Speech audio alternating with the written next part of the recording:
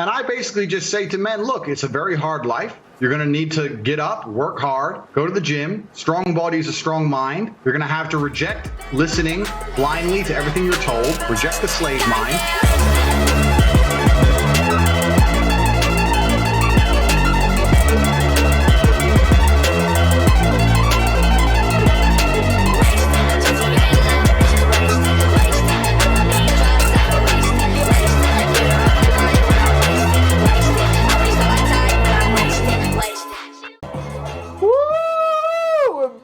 On another episode of the Middleway, and on today's episode we have tommytells, hey, and Prince Afroasiatic.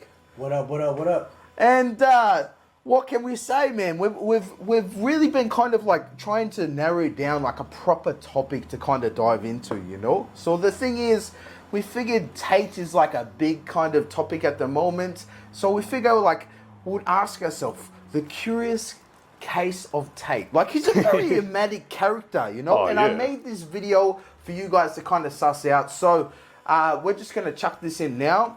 This is the complete story of Andrew Tate's life, his businesses, and all of the controversial allegations that surround him. And in the end, you can draw your own conclusion. Is Andrew Tate a modern day money-making alpha bro guru prophet, or is he nothing more than a webcam pimp and a criminal lunatic? To understand who Andrew Tate is today, you first have to understand where he came from.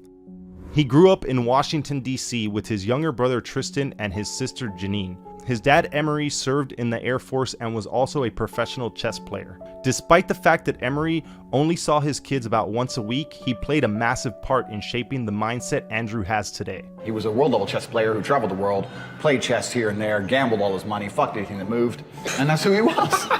And he was a hero, and he's my hero. Like, he was a G. My father was in the Air Force. He discharged. After they diagnosed him with narcissistic personality disorder, they offered him a full military pension, $6,000 or $7,000 a month, saying that, you know, you have this mental disorder, we'll give it to you because you were such a fantastic member of the Air Force. My dad was actually in intelligence. Some right-wing people on the internet think I'm a CIA plant because my father was with intelligence. I'm not a CIA plant.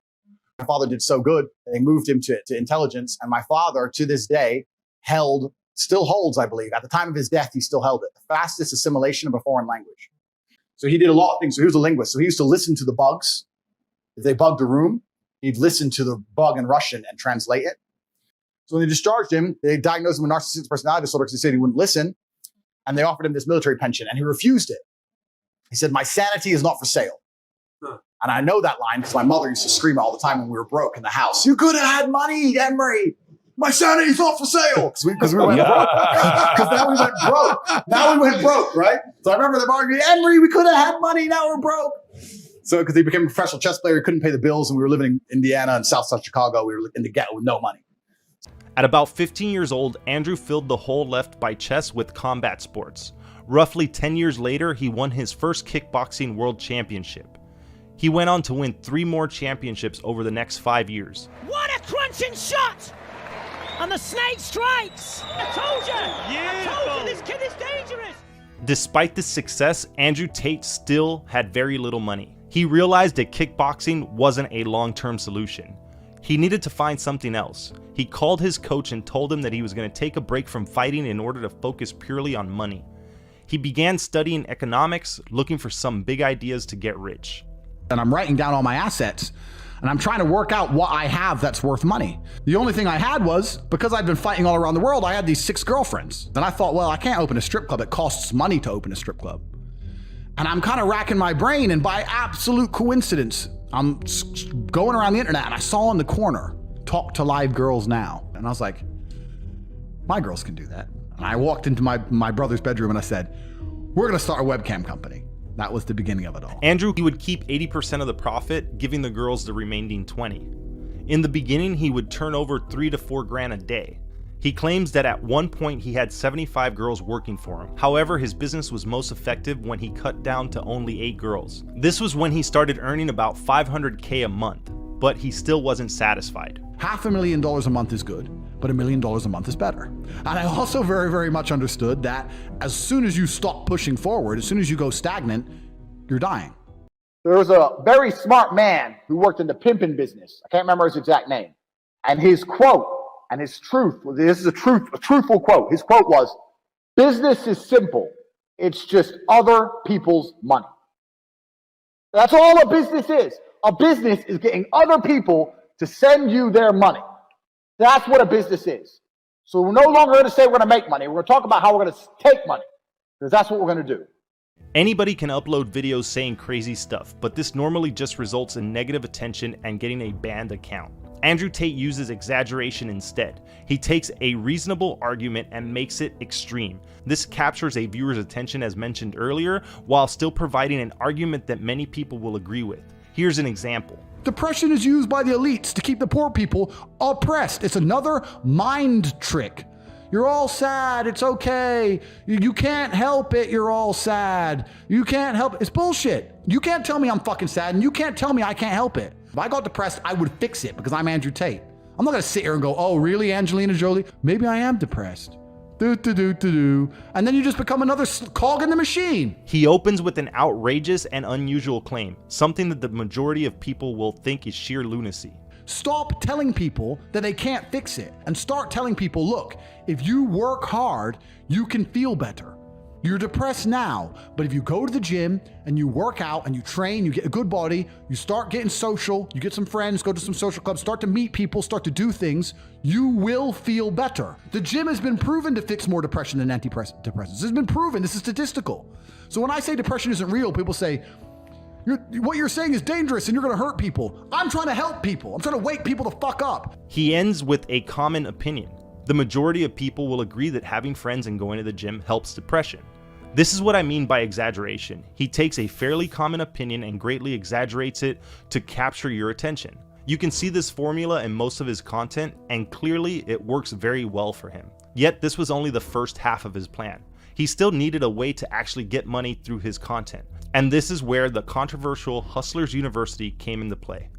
Hustlers University is $50 a month, and joining gives you access to a Discord server.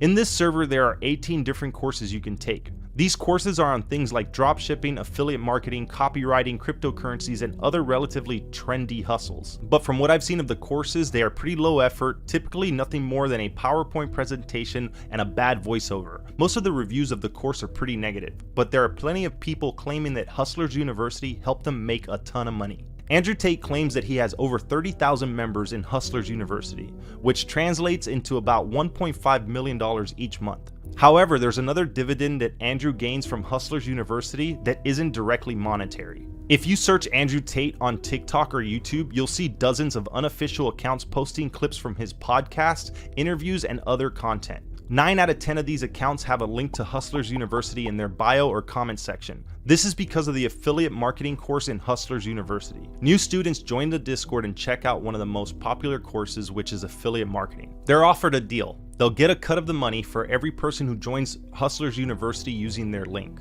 They create a TikTok account and start posting videos of Andrew Tate, hoping to get people to sign up using their link. While affiliate marketing isn't anything new, this is still a very smart move by Andrew Tate.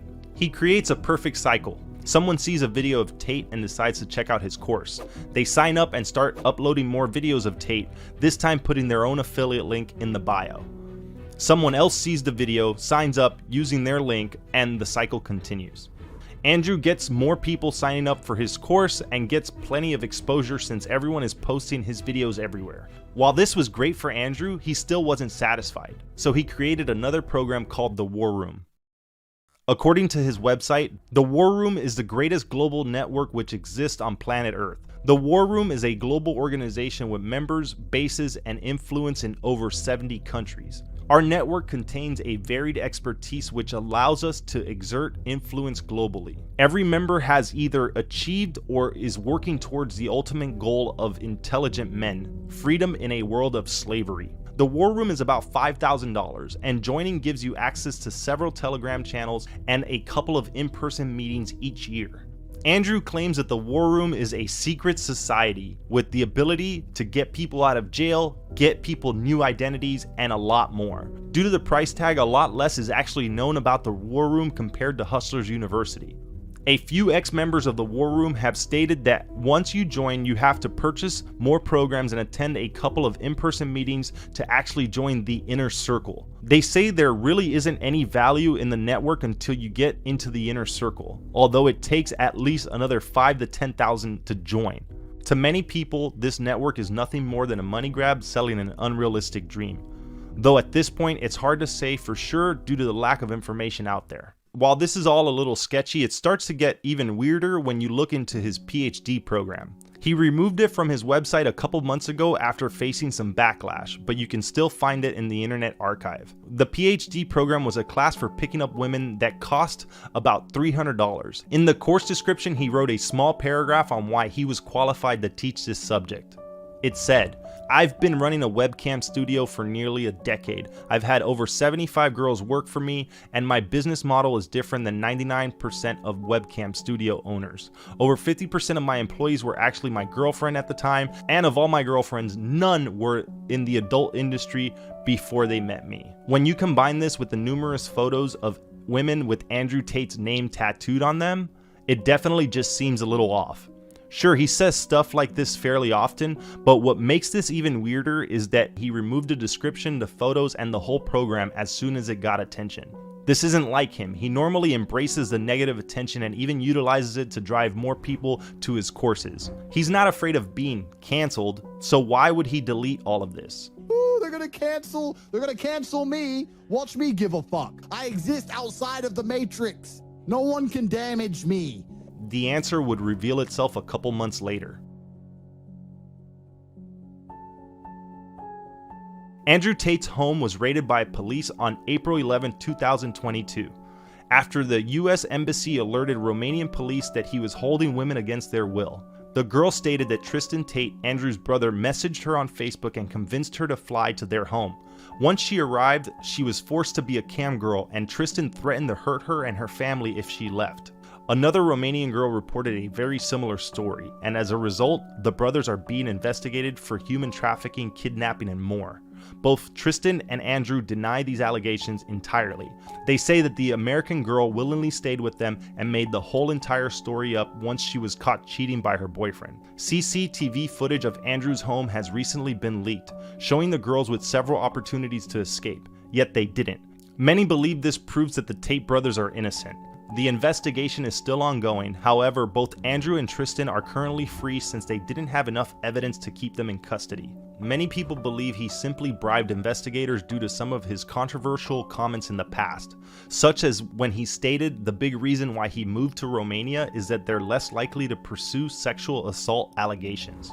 It also doesn't help that he's spoken about how corrupt Romania is several times. Romania is completely corrupt from head to toe, right? So when Corona came, through fighting and through these things, I have a very, very extensive network in Romania. I like to make this very clear. One of the reasons I love living there so much is because I'm at the very top echelon of society. If I need to speak to the prime minister, I can make that happen, right? I can't do that in the West. This is all speculation, of course, but it certainly doesn't help his case. This isn't the first time Andrew has faced some serious allegations. Back in 2016, he was kicked out of the reality TV show Big Brother after a video surfaced showing him hitting a girl with a belt. The girl later came forward and claimed it was all consensual. He looks like a human shark. Like if you look at his eyes.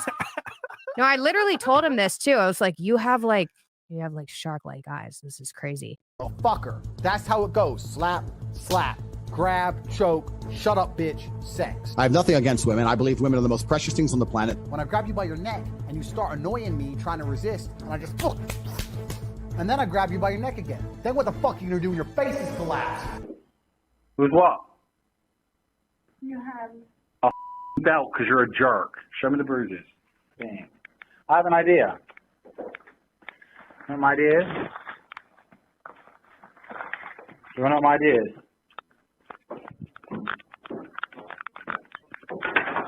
That's right, lock the door, you knew I was going to beat the out of you. Tell the camera that I beat you and you don't do as I say. That's not what I said say, is it? I said I said tell the camera I beat you when you don't do as I say. I didn't say the word listen. Did I say the word listen? Did I say the word listen? You stupid bitch. I didn't say the word listen. Did I say listen? Did I say listen? No. Look at the camera. Did I say listen? No. Did I say listen to you? Did I say it? No. Did I say it? Look at the camera. This is what happens. You don't listen. You don't listen. You. Do as I say.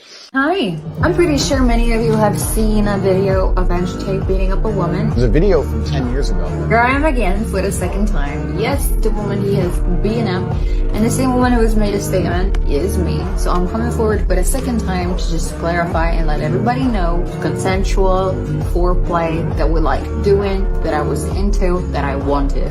It was not abuse. There was no physical domestic violence happening. It was a consensual sex play.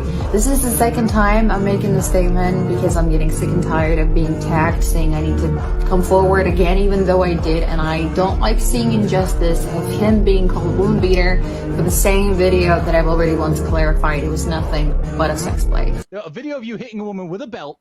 Yeah, so video of me hitting a woman with a belt blows up. It's all in the, this is like 10 years ago, before the internet was big. So it's like English tabloids, blah, blah, blah, blah. Andrew's a woman beater, Andrew's a woman beater. So the woman, obviously, now once again, this is an IQ test, right? Because any guy who's bad with women would look at it and go, Tate's a woman beater. Any man who's actually a G, who's been around a little bit, would look at the video and go, man, she wants that. So I clicked on this advert. There's some chick sitting there talking to dudes, bring money. And that was the beginning of the empire. The two stayed, bought some laptops, sat them down. Now, when the girls were at the computer working, I was at the computer the entire time. But me and these two chicks, we just started fucking hammering the webcam game. But they didn't have a fucking clue what to say. They were saying all the wrong shit, man. Every day they were saying the wrong shit, and we were losing customers. So I'm trying to teach these women, and the women kept fucking it up. So I said to them, it's like, you know what? Fuck it. I'm taking over. So what I did is I unplugged their keyboards and plugged a new one in from me behind the screen. So the chicks would sit there and hit a keyboard that wasn't plugged in. And me and my brother, and eventually some staff I trained, would do all the talking. So what the girls would do is they'd promise meetings, and maybe this is a bit bad. Here's where the famous would start. So it'd be good, like I had a lot of girls who worked for me, and the best was like the Ukrainians or the Russians. Because they'd get some guy, fall in love, they'd arrange the day to meet, all this shit, I need a visa. Okay, get a visa. I need money for a visa. The girl would be online for 6 or 7 hours, but then when she logged off, was sleeping or whatever, on her WhatsApp, I'd have staff. She was online 24 hours a day. Her WhatsApp, her this. She was famousing when she was asleep. We were bringing in money from the fucking sky. We were promising all these meetings, all these pictures outside of embassies, all this shit. We fucking killed the game. Millions of dollars a week. I understood that she is nothing but a face to a genius apparatus I've created. I can take another girl of equal beauty, sit her down in front of that keyboard, which ain't even plugged in, bitch, and do this, and make the same fucking money. You are lucky to work for me, because I can replace you. You cannot replace me. There is no other genius on the internet doing this the way I do it. So basically just coming on here to share my experience with Andrew Tate. I don't really have any bad things to say about him. I just want to put out there that everything you're seeing on the news right now is all false accusations. As for someone who knows him personally, I can confidently say that he's such a nice man. He's very generous. He's always been respectful of me and others around him. Like, I've witnessed him in situations surrounded by women, men, children, families, and he's always respected everyone. Always very nice to people, very generous, so kind. I think the media is just portraying a really bad image of him right now, and it's not fair. And here's the thing, at this point, it would be really easy for me to say Andrew Tate is terrible. Nobody should listen to him. It's a good thing that he's been increasingly yeeted from the internet. But this brings us to his advice for men about self-improvement, ways men can improve themselves. And honestly, I think this, more than his commentary about women, is what so many of his young audience members are attracted to. So many young men out there who are growing up without fathers and without strong male role models in their lives. They don't know what masculinity means, they don't know what it takes to be a man, and the version of manhood that feminism is pushing on them is quite frankly repulsive. They look at the crying soy boy male feminist caricature that feminism and probably their schools are trying to push onto them, and they don't want. I find Andrew Tate's views offensive, unsavory. I'm not sure by the end that I concluded he'd done anything really so heinous he deserved the punishment he's got. That was my real conclusion, if I'm honest. Yeah, I don't think he said anything wrong. I think all he's doing is talking about reality, and I don't think it's misogynistic. That's obviously ludicrous. I think he speaks with a lot of hyperbole. His goal was to go viral, obviously, as Esther mentioned, and I think that's completely fine. I think what really scares me is the censorship that we see online. You know what? I have to say, Leah, I think you make a good point. The Taliban have Twitter accounts. The Ayatollah of Iran, who's threatened to wipe out Israel, has a Twitter account. Andrew Tate doesn't. Why? You know, I can't really get a satisfactory response from these platforms. It's a very interesting debate, I think, to be had. And you might like him, you might hate him. But the real question is, should he be banned? Paul, why do you think Andrew Tate was banned from all the social media platforms? And it was misogyny, right? You know, COVID stuff, against the governments, against system. If you were a betting man, where would you kind of place the odds? Oh, I already know. Everybody already knows I was banned because I talked against the system, against the Matrix. They Just know the system in general. The system in general, yeah. I mean, someone compared me to Socrates, which is a compliment, but he was vilified. He ended up poisoning himself in Athens, and the charge against him was corrupting the youth. If you read about his poisoning and his arrest, they said he was corrupting the youth, but he wasn't corrupting them. He was inspiring them to challenge authority. He was inspiring them to think for themselves. When they were told something, instead of blindly complying, he said, look, analyze who these people are who are telling you to do X. And when I'm sitting there saying, don't listen to the bullshit, become physically strong, think for yourself, prioritize your brotherhood above what the fucking Matrix is telling you, do not blindly comply, resist the slave mind, all these things I'm saying, they just sat there one day and said, wait, the most popular person on the planet is saying, don't listen to our bullshit. Delete. Cults are structured like an onion. The outer layers consist of helpful, harmless, and agreeable information. As you get closer to the center, you find more unusual and evil ideals.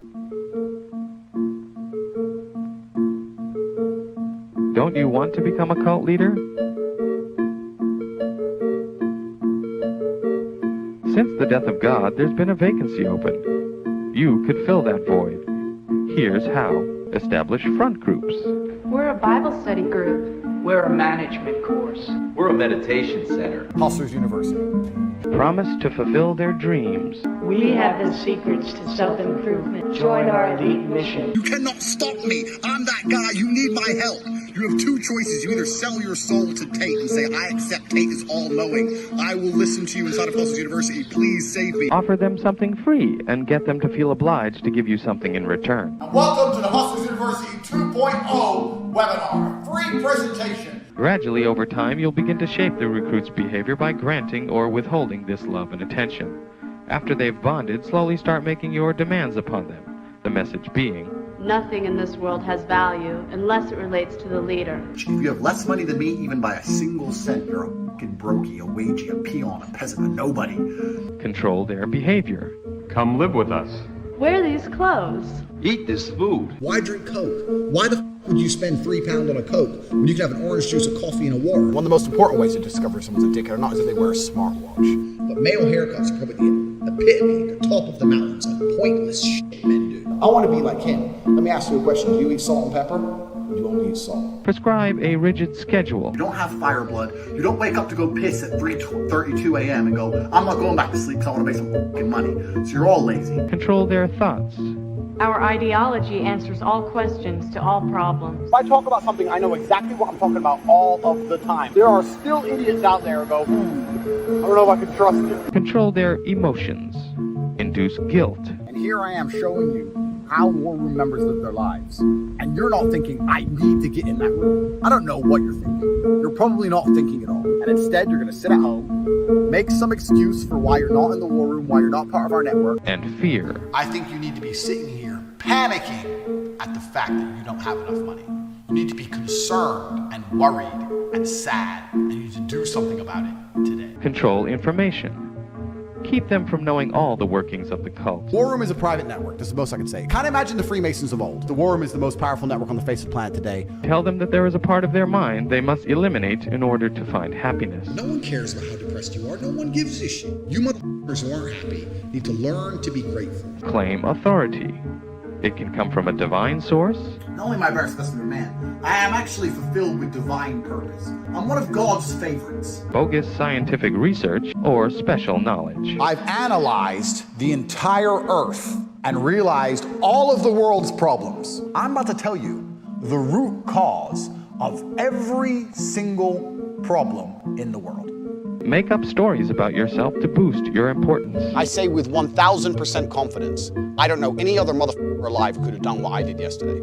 Encourage separation from their family. With a bunch of other insignificant losers. Think about it. Your dad's a bitch, mom's stupid, sister, brother, whoever. Losers. Your aunt, that favorite aunt, dumb as fuck. If they die, nobody would care. Have confessionals where people demonize their early lives and only praise their life in the group. So I felt very alone, particularly before I joined the war room. I always say time and blood. I want to know, do our souls align? I need to find people that believe things that I believe, that want the same things that I want. You need to find a group of people that can support you inside a tribe that's strong enough to have your back all the way around. And that is the number one reason you should make the investment to join the war room.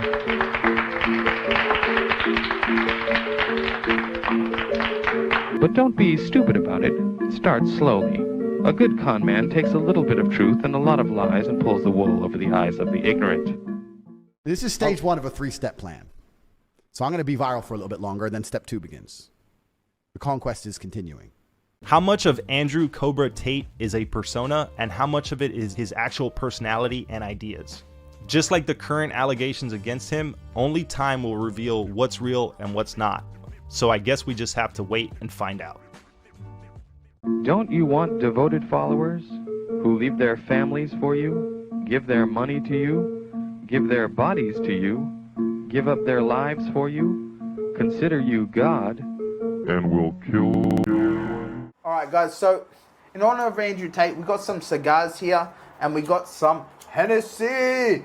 You know what? Because that's what top G's do. Cigars and Hennessy. We don't have a Bugatti, but we do have cigars and Hennessy. And and that's a start. And we got class, at least to say the and least. we got class, And we sophistication. got charisma, and we got swag. Yeah, bro. Swag. And you know what?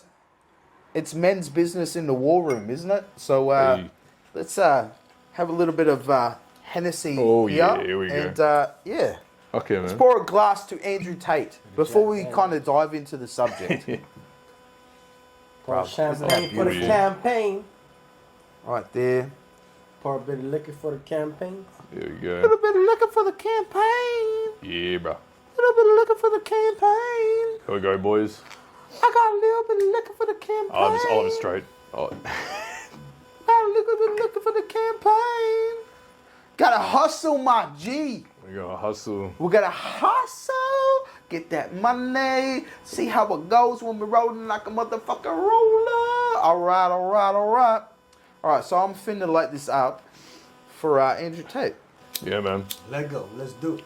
Andrew Tate. What a name. What a character. What a character. I think you should change his name to Muhammad ibn Abdullah, because he reminds me of the Mahdi. Oh, yeah? The guy, the one who's gonna come to guide the world when Jesus, Isa ibn Maryam, alayhi salam, comes. Well, you know, to save the world. He's got that prophet-like character about him, doesn't he? He actually does feel like a prophet in a way. All the young boys are following him all around the world, not in any particular demographic or country. Every young man around the world is basically being lured in to his influence. You can see it. It's, you know, it's very, very powerful, especially nowadays with the complete lack of male role models in the world. See, it's very hard to kind of judge Andrew Tate, because if I was to judge Andrew Tate solely based on what the media would say, I could kind of see that at the same time I would be judged too. Because, like, if anyone out there is watching my content originally and you're a true fan, you will understand that my content kind of goes outside the lines of what is PC appropriate. But that is the same thing that's happening to Andrew Tate, and he does have like kind of a wider reach, you know? And I think that's mainly because of his marketing skills, but also I think because he's a very charismatic character. It's very hard to kind of judge him upon, I don't know, video content. You know what I mean? Like, he's very like, when you're trying to catch people's attention, you have to kind of invoke some form of emotion. So I can see his tactics in that kind of point of view, because the way that he describes things is very emetic, you know? And I think that is a true toast to his father, and I know if you're watching this, bruv, like you understand what I'm talking about because obviously you grew up with Emery, but I feel as if like just hearing about him, I feel like he must have been like a very, very unique individual to kind of gather information from. And considering that you're growing up listening to his stuff, you know, it could be seen either way, you know? I want to give more insight into why I am the way I am, how I became the most formidable man on the planet, how I became the top G, and tell the story of how I am actually the second top G, because my father was the original top G. And I've lived in his footsteps and done my best to make him proud, and I still do that to this day. I discussed on the Patrick Bet David podcast that I live in a way that is true to my heart and true to my last name. And even when nobody is around, I do not sell my soul. So we're going to talk about my father and the origins. One of the reasons I want to do this also is I mention him a lot, but I love the idea of one day, perhaps in 50 years from now, one of my sons doing a stream about me, telling the things I used to say and how I had an impact on the world. Think about how the world is going to be in 50 years when they say, remember when Top G first came and he's the reason I got rich and he's the reason I went to the gym and they tried to ban him, but they couldn't. The story of Top G and the story of me is going to be a long and very, very interesting one. We're at the very beginning. We're at stage 1 of a 3-stage plan. But I want to explain to you how I became Top G and where I learned the things I learned. So we're going to start at the absolute beginning. So I have the same name as my father. My name is Emery Andrew Tate. My father was Emery Andrew Tate also. I'm named after him, and I was built to live in his image. I understood a lot of basic tenets and a lot of basic things about the world for a very long time. I understood that physicality is important. It's the bottom line. It's the final decider. It's actually kind of interesting that a lot of these tech guys and tech people, they pretend physicality doesn't matter and they make all this money and they own Facebook and Amazon and whatever. But eventually they end up doing MMA like Zuckerberg or taking testosterone replacement like Jeff Bezos. It gets to a point where you finally must accept the reality that your physicality and your mentality as a man are linked. And you cannot be happy and strong in your mind if you are weak in your body. You need to have a strong body to have a strong mind as a man. There's no way to escape it. And that's one of the reasons why I preach so much about training, learning to fight, get in the gym, get bigger, get stronger. You will fix your mind if you fix your body. You should be as strong as you possibly can. So I always understood these intimately from a very young age. I knew that it's not either or. You don't have to only have strength or only have mental capability. You can certainly have both. And that's the world I've enjoyed. And that's how I've managed to conquer the entire planet with relative ease, I may add, because I am a warrior and a scholar. And most people barely can pull off being one. My father died on October 17th, 2015. He died playing chess at a chess tournament, which is the best possible death I could have wished for him. He died in battle as he should. He was a warrior his entire life. And he died at the chessboard. He was playing a tournament. It was his 3rd game. He won his first 2. He stood up to go bathroom, came out the bathroom holding his chest and said, someone call an ambulance. He collapsed. The ambulance came very, very quickly. I think they arrived in like 4 minutes, but they couldn't resuscitate him and he died at war as a man should. And that's the best a man can hope for. I hope that I also die in battle or doing what I was meant to do on the planet. When he died, my father died with absolutely no money. My father's mission was so important to him, it was almost beyond money. He died with $12 in his pocket, and that was it. I've already told the story a few times about how I didn't manage to go to his funeral initially because I was working hard to support the family and trying my best to become a millionaire so my mother didn't have to work anymore, and I pulled it off. And he was buried in Alabama, so that's where my father is.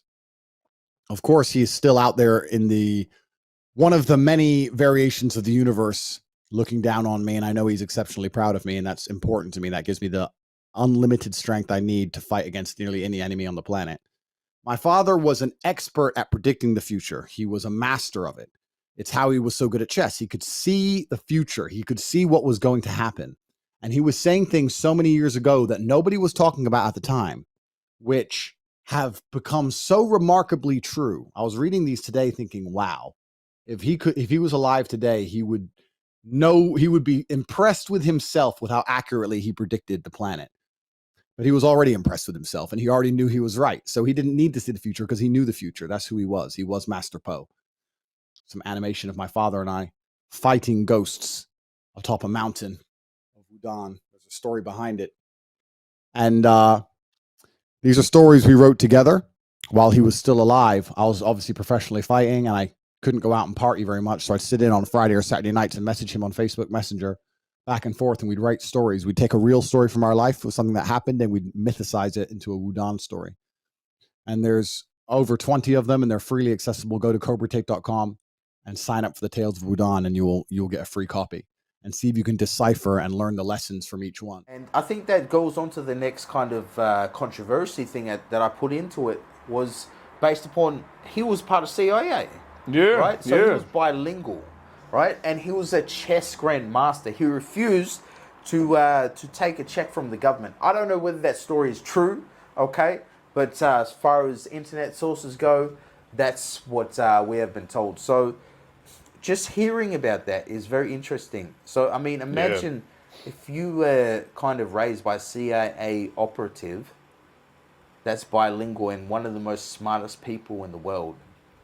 Do you know what I mean? Like, you must have had like one hell of an upbringing. Like, compared to the average kid getting raised, this fella must have been raised in such a way where it would have just basically been not like, you know, extreme like discipline, but at the same time, he's been made very, very strong-willed from the very get-go, just by being raised by such a man. You know, you'd have to be. You know, like you're raised in that kind of environment, and I can imagine that because I assume because usually a lot of smart people, and I don't know whether this is true, Mr. Tate, but I feel like a lot of smart people are like have autism, right? And autistic people really find it hard to express emotions, you know? Absolutely. So I can imagine that his dad was autistic and that he probably had a very, very robotic sense to understand the world, you know? He didn't know how to do emotions and stuff. And maybe that's the reason why Andrew Tate processes his emotions the same way that he does. That being said, that's only my own psychological look. You know, I don't know you personally, but I feel as if even in your videos, bro, like you very much trying to seek approval of your father, bro. And that's a big thing for all men, though. Yeah, you know what I mean? guess. Because the way that he talks about it, his dad is like the king of the kings, bro. And I could understand, you know, like any man, you know, for the most part, grows up thinking this, right? You think your dad's like king shit, and then you grow up and you figure out whether he is this or not.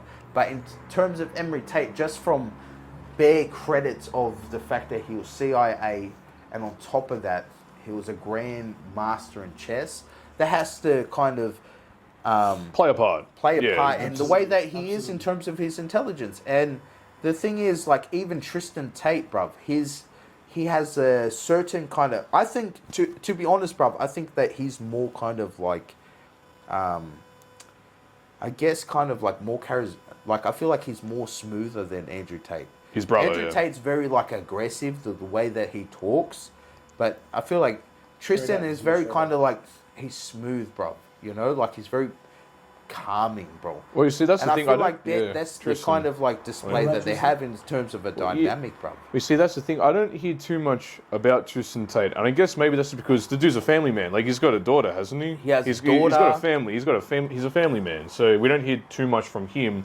All that we know is that him and his brother, obviously, they shed a lot together. I think they have a sister as well, don't they? Yeah, they have a sister, but apparently they're not very close because when Andrew Tate's father cheated on the mother, like she kind of separated and did her own thing. Yeah. And she's gotten married and stuff. And that being said, again, we do not know you. This is just what we find out on the internet. Welcome to the internet, okay? But we wouldn't be talking about you if you weren't on it, so you get the drift, right? But here's the thing, you know, like,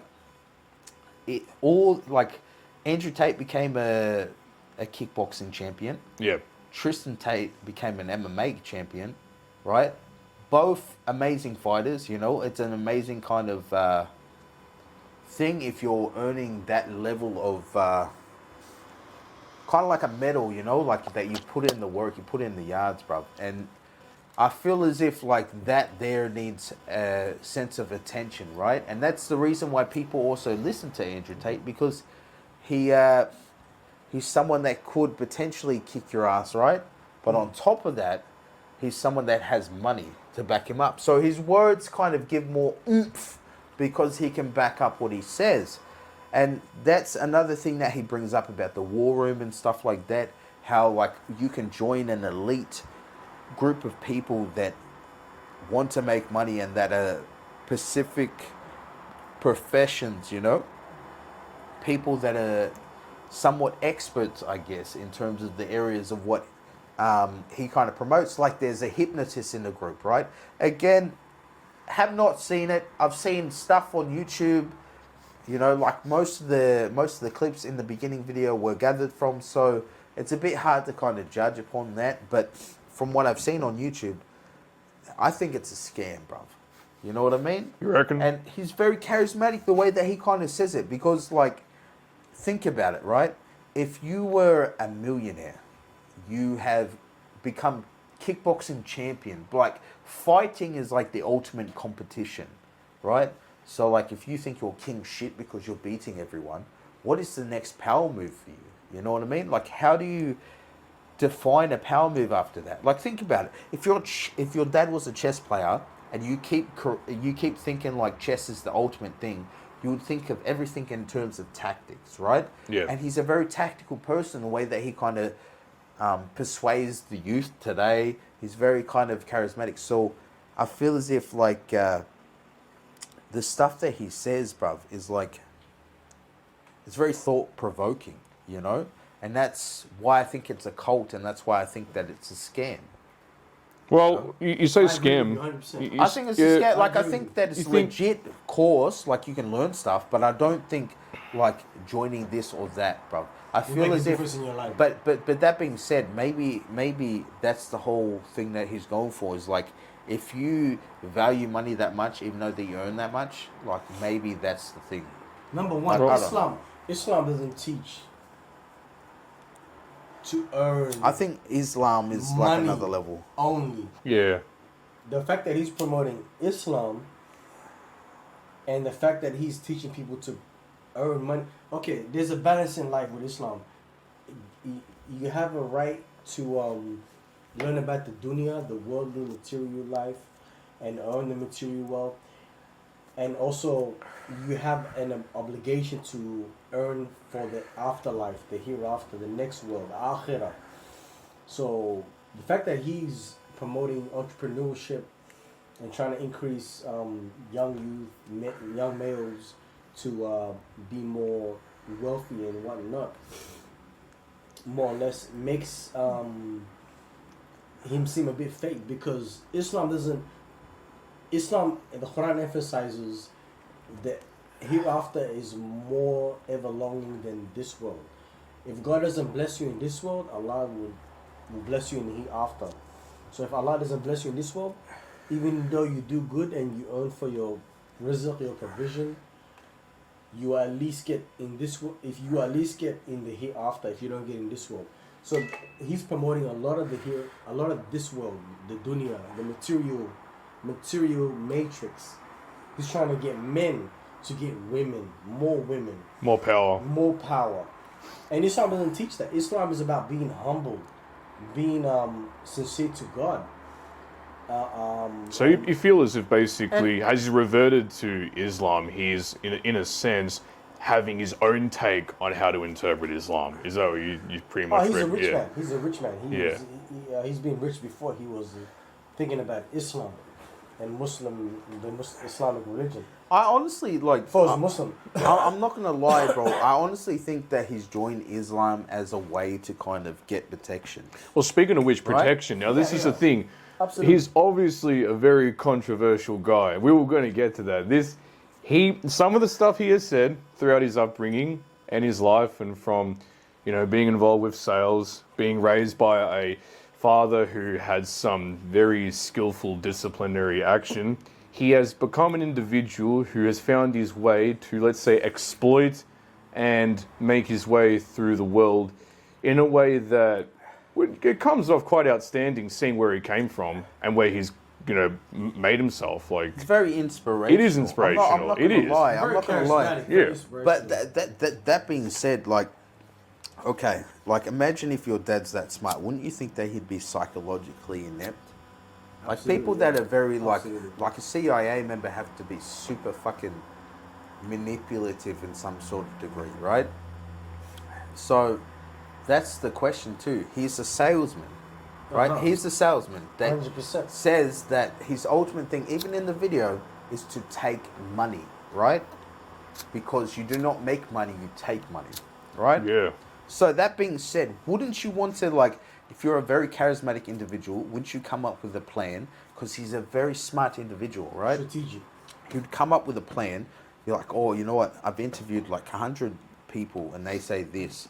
So hold up. If I make a thing about this, about my views about this, all men will follow me.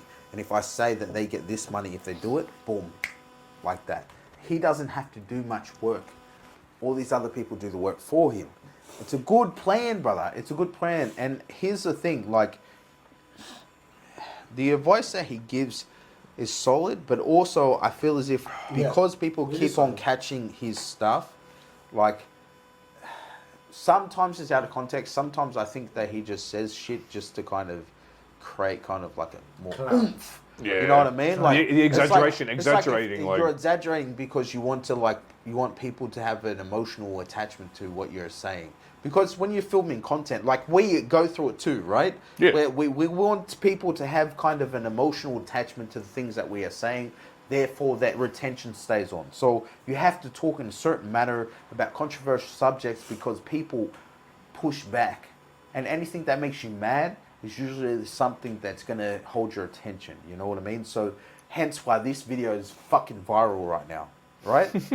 But that being said, like, I feel as if this whole idea of this topic about Mr. Andrew Tate, Cobra Tate, is to see, like, should he be censored? Like, should he be banned? Yeah. Like, when you think about it, like, I know, like, yeah, he's a woman beater. He could be CIA operative. He could be running a cult potentially by telling men all this shit. It's like selling a dream, you know? Like, hey, you know what? You've been living in a matrix, right? Which is a main philosophical thing for this generation because we grow up in the metaverse. And the metaverse is solely based upon social media, right? Hence why you are watching us right now, right? So his whole idea is like, oh, okay, if people don't believe in the metaverse, maybe he's being completely transparent. Maybe, right? And maybe he'll, like in Andrew Tate's word, he'd be saying, oh, these guys are just arrogant. I'm top G. You just don't understand what it's like to be me. Whatever, bro. Okay? Props to you, brother. But I'll tell you this, though, right? You have to truly understand what it is to be a top G. And what it is to be a top G... Hey, but you know what is it to be a top G? I'd say that from what I gather is it seems as if you'd have to be an individual who is definitely ahead of the curve. Someone who has figured the game, played the game well, and he's winning. And from what I'm seeing, it's kind of starting to explain itself with all the controversies. Having that, he had connections with women. He found a way to make money off women. Of course, letting the women themselves get their fair share. And bit by bit, he slowly grew and grew and grew, but he wasn't satisfied. He had to have more and more and more. And bit by bit, you can see that as possibly the power and his own personal mindset got to his head, the combination put off this character that's very masculine, very dominant. And when women today, particularly women and some men, hear him and some of his outrageous opinions, to say the least, he comes off a bit as a so-called misogynist. And I'd say that have to be one of the big controversies of being the top G that he emphasizes so heavily. Yeah, but I mean, I think he's right, bro. Like, as a man, bro, like, wouldn't you want more than one woman? Yeah, I get that. Do you know what I mean? Like, that's been my personal opinion, bruv. Like, as a man, Islam teaches that we can have 4 wives, and that's another reason why maybe why he's and he's a Muslim now. He's a Muslim now, so we can have 4 wives. Coming from a Muslim background, born in Somalia, Mogadishu, born to Muslim parents, born in Somalia. Somalia, East Africa has a big Islamic history, and more or less we were the first people in the world to accept Islam, before the Persians, before the Byzantines, more or less. So Somalis, East Africans, more or less, Somalis and East Africans were the first people to revert to Islam, because the Prophet Muhammad, peace be upon him, when his people were being exiled from Arabia because they were teaching about Tawheed, meaning the oneness of Allah, the oneness of God, meaning there's only one God, and that the creator, that one God, that creator should be worthy of worship. Not any other creation, not the creation, but the creator. This is fundamental principles of Islam. So, since my ancestors are being Muslim, I'd like to say, why isn't there a Somali Muslim male out there, or even a Muslim male from any other Muslim country, who teaches the same thing? I teach the same thing. I've spoken about this many times to my boys, right? And I speak the same thing. I speak the same lingo as Andrew Tate. But why aren't I famous? Why aren't I popping off on TikTok? The thing is, I'm not rich. I don't have money like Andrew Tate. Yeah. Andrew Tate's got a lot of money, so therefore he's got a lot of ways to market his. Well, I think that's what he brings up in the video, bro. He talks about how he grew up poor in a poor community, and he worked out how money was made, and he made this course in terms of how money was made. Hence why we talk about Cobra Tate, because that's the website. Check the link in the bio. No, I'm joking, bro. I'm not becoming a fucking affiliate link. I'm not saying that your shit ain't real, but I'll tell you this, bro. Like, there's a lot of stuff that's on the internet, and I congratulate you on inspiring the youth to do what they want to do, bro. Yeah. That being said, you know one thing about there in Islam, we are taught that every 100 years there's a mujahid, aka Jedi, aka maybe you said Jedi, someone that revives Islam. So he could be a reviver of Islam. Wow. But then again, that's something. I wish he was. I pray to Allah that he is a reviver of Islam. If he is not, then he is something that you know, the worst creature, which is the devil, which is a hypocrite. Man, you know what? Munafiq. So, I hope that he is someone that is righteous, and I pray that he's a righteous man, and I pray that he's got good intentions. But no, as human beings, we can't see intentions. In the Quran it says, "In Allah kulli shay'in sami'ul basir."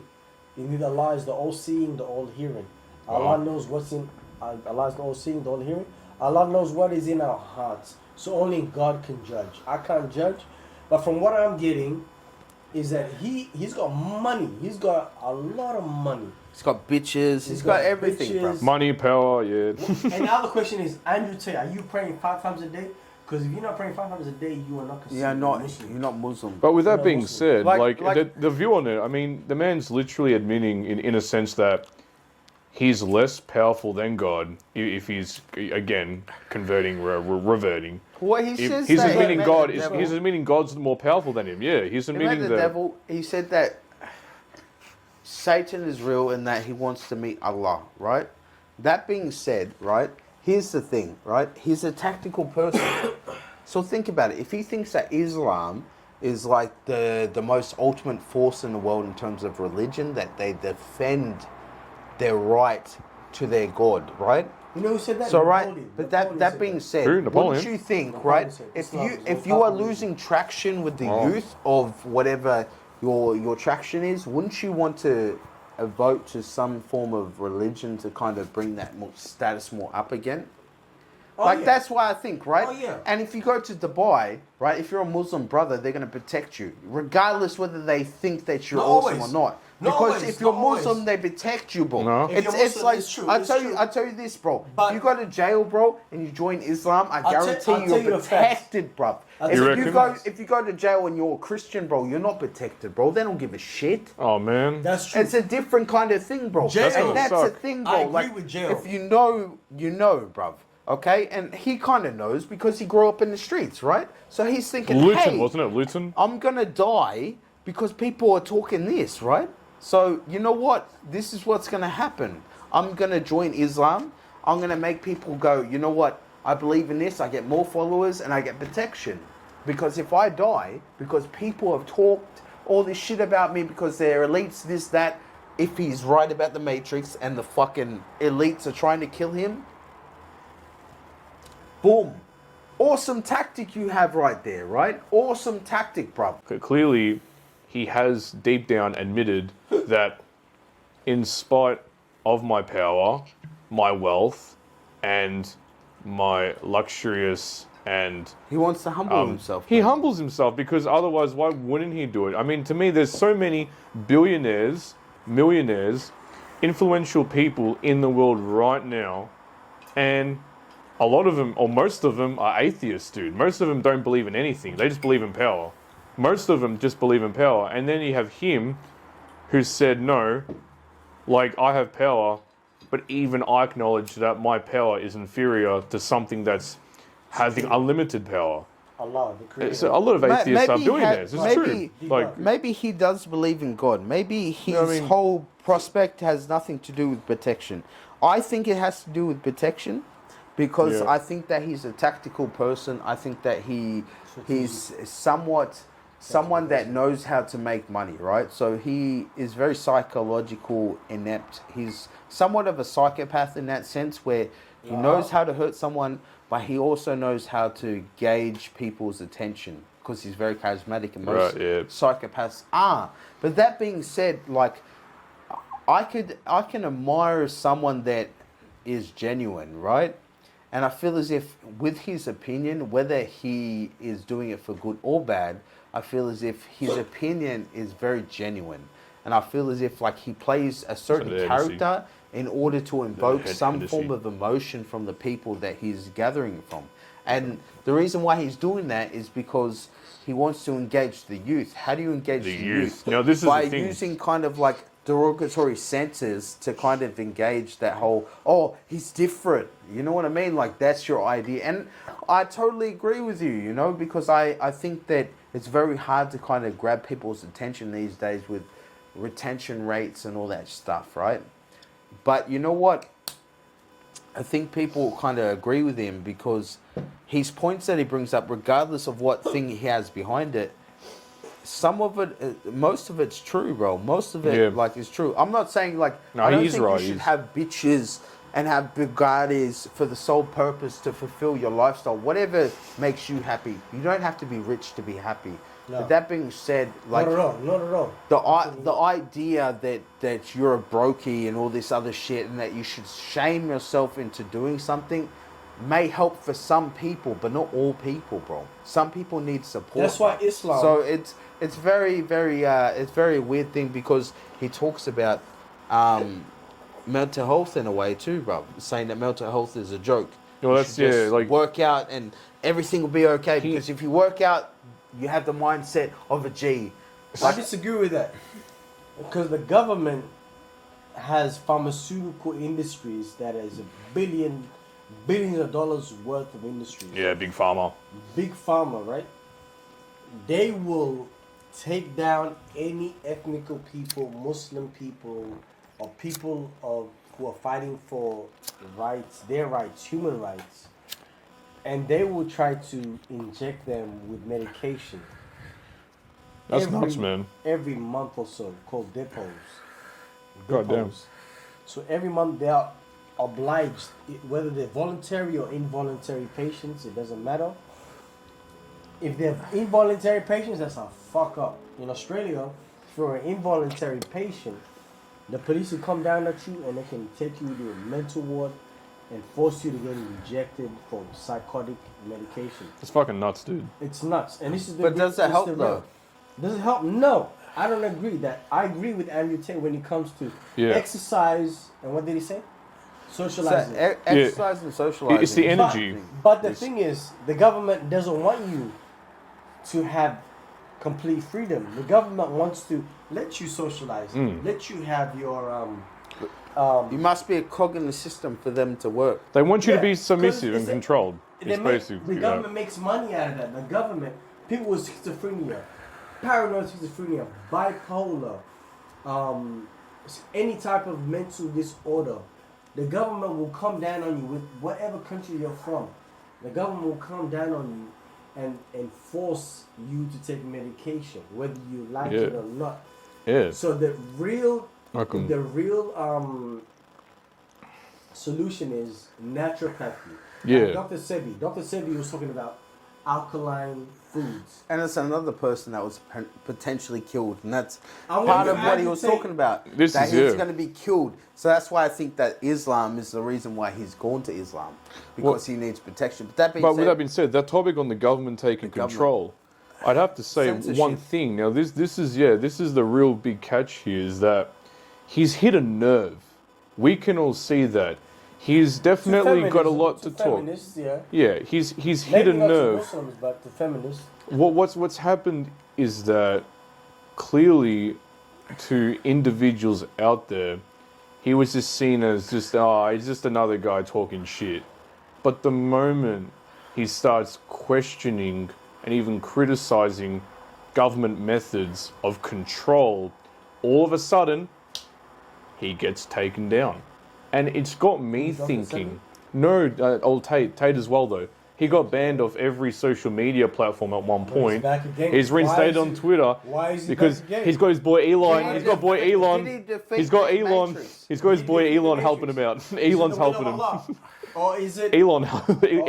Or did he make a unification with the Illuminati? But to get back into that, it's pretty clear nowadays with a lot of young men who are on antidepressants, who are taking all these anti-psychotic medications, we can see right now that there's a lot of male energy in the world that's being suppressed. These young fellas, I see them every day. Young boys have it really hard in especially the so-called, not just all around the world, but in Western countries, they've basically been sidelined.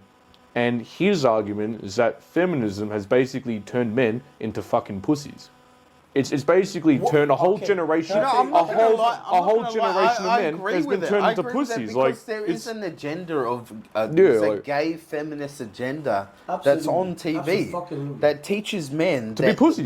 We're babbling idiots that need women to kind of decide how we should perform. And that's the thing. A man, yeah, in a way, but a man like should, like, a man's right should be, a man is judged upon his performance, right? Yeah. Because the way that we perform is essentially going to be seen by the person that we are with, right? So our performance is a major thing, and that's for all people. Like, every male that's out there, we are judged upon our performance and our ability to deal with pressure. And if we can't deal with pressure or our emotions, we are seen as weak. And that is the thing that Andrew Tate kind of preaches, is the sole fact that a man should be strong and that he should have money to kind of build his status so that he can have more options around him, right? Bullshit. And you are judged upon your loyalty depending on the options that you have. Like say this, right? I think that loyalty and commitment kind of is two different things, right? So, right, I feel as if you settle, you are settling because you see as no one else is like better than that person. You have found that right person and you're settling with them, right? Oh, you seek stability, right? but yeah. But if you judging solely based on commitment, it means that you're committed to somebody regardless of how many options you have. I could have 100 women, but you know what? I just want that one girl. That means that you are committed, right? If you're settling, that means you don't see any other option. One of the main reasons that men are scared of a female with history is because it makes the man insecure. And scared dogs bite. So this is why men will snap or get angry quick, or they'll bring up your if you get in an argument with him, he'll bring up your history, whatever. But a lot of it is insecurity, and it's not insecurity because the man is insecure. The female paradigm in society convinces men, any man who says anything, you're insecure. It's not insecure in that way. It's insecure in a very realistic, logical way. Like I was saying earlier, she's had a lot of life experience. Let's be honest. Am I the richest guy she's ever had? No. Am I the most famous guy she's ever had? No. Am I the best looking guy she's ever had? No. Like, what's keeping her here? And then part of it comes down to, well, am I second place? If she could do better, would she do better? Like, there's a whole bunch of insecurity involved. And that's where tiny things, like I know it sounds like dumb shit, tiny things about the favorite car brand become more important than ever, right? It's your job as a woman, regardless of how much sexual history you've had or what guy you're with, etc. It's your job as a woman to make your man feel secure in the fact and make him feel like a man, like Auntie was saying, make him feel like the man no matter what he does, so that he feels like you really truly believe he's the best choice for you on the planet. That's your job to do. Now, if you've had a checkered past, that's perhaps more difficult. You need to be more tactful with it, more tactical about it. But you have to achieve the same result. You have to do the exact same thing, right? So, yeah. It's easy for me if I get a 21-year-old virgin from some village in Slovakia and I'm multimillionaire Andrew Tate. Of course, it's a very easy. She's never had better. She'll never get better. She's never been anywhere. Boom, boom, easy one, right? But like you said, the world's not so idealistic. The reality is that people have had relationships, et cetera, et cetera. But a man is happiest in the relationship when he feels like man of the house and when he truly feels like you believe he's the best man that you could possibly ever get and have ever gotten. Because a man is jealous. I'll tell you something. I used to say this to girls as like a joke. And I used to say, truth and jest. I used to say, no, but I say it as a joke. So you cheated on me before I met you. And she'd be like, what do you mean? I didn't even know you. It's like, yeah, you fucked that guy before I even knew you. You cheated on me. And they used to laugh, whatever. But that's how men think. That's the male mind. Like, I love you. And you've been fucked by who? But I didn't know you. I don't care if you knew me. You should have waited. What do you mean? But that's the male mind. So he is in competition with all of your exes and all of your lifestyle and all the things you've done permanently. And it's down to you as a woman to sit there and go, how do I make him secure in himself and secure in his masculinity and make him believe that investing in me is still worthwhile because I still truly value him, despite the fact that I could do X, Y, Z. I hope that gives some clarity, but that's the answer. Why do men cheat? Most women don't know. You'll see them all the time. Why do men cheat? Oh, because men are just stupid. And why do men fuck girls uglier than their main chick? Why do men do all this stuff? Do you know why? I'll tell you why. Let's go back to the first thing I've been saying this whole time. Status. Yeah, that's my chick. She's home. Took this one home. Yeah, I got that one. She's chasing me. Status. But it's stupid to females. I get it. But that's the male world because sexual access is an easy indicator of status. So that's one of the reasons they do it, right? So you have to go back into the baseline of why men even cheat in the first place. I'm telling you, if you're a woman, the smartest thing you can do is look after your man, make him not want to cheat, be perfect. But there's going to be a time across a 20-year marriage you might just need to be a little bit blind. I'm not saying allow this for some fucking Joe Schmo. I'm not saying let some fucking loser pick you up, lock you down, and go cheat on you. Right. I'm not saying that. I'm saying if he's a G and he's doing enough of his other jobs. As for you saying, what if you can pay your own bills? Then what's the reality you face? Just like I described earlier, I'm going to decide that the thing that I prioritize above everything, above his resource, above the amount he cares for me. You'll see men cheat on a woman and then cry his eyes out trying to get that woman back. He still loves you. It's not the same as if you cheated. He loves you with all his heart. He'd die for you. He'd take a bullet for you, and he'd still fuck that bitch. Doesn't matter. It's a different game for men, right? So you're sitting there going, well, I'm going to prioritize his sexual exclusivity over all of his other attributes. You're just going to end up having endless failed relationships, fucking too many dudes. And then what's going to happen is your psychology is going to break because females don't like to accept the fact that if you sleep with enough men and you get rid of the stigma around a new dick, your instant answer is constantly new dick. He didn't text me today. Fuck it. Someone else. He was rude to me. Fuck it. I'll cheat. He was this. I'll get a new boyfriend. And then you end up just jumping on cock all day and you're fucking done.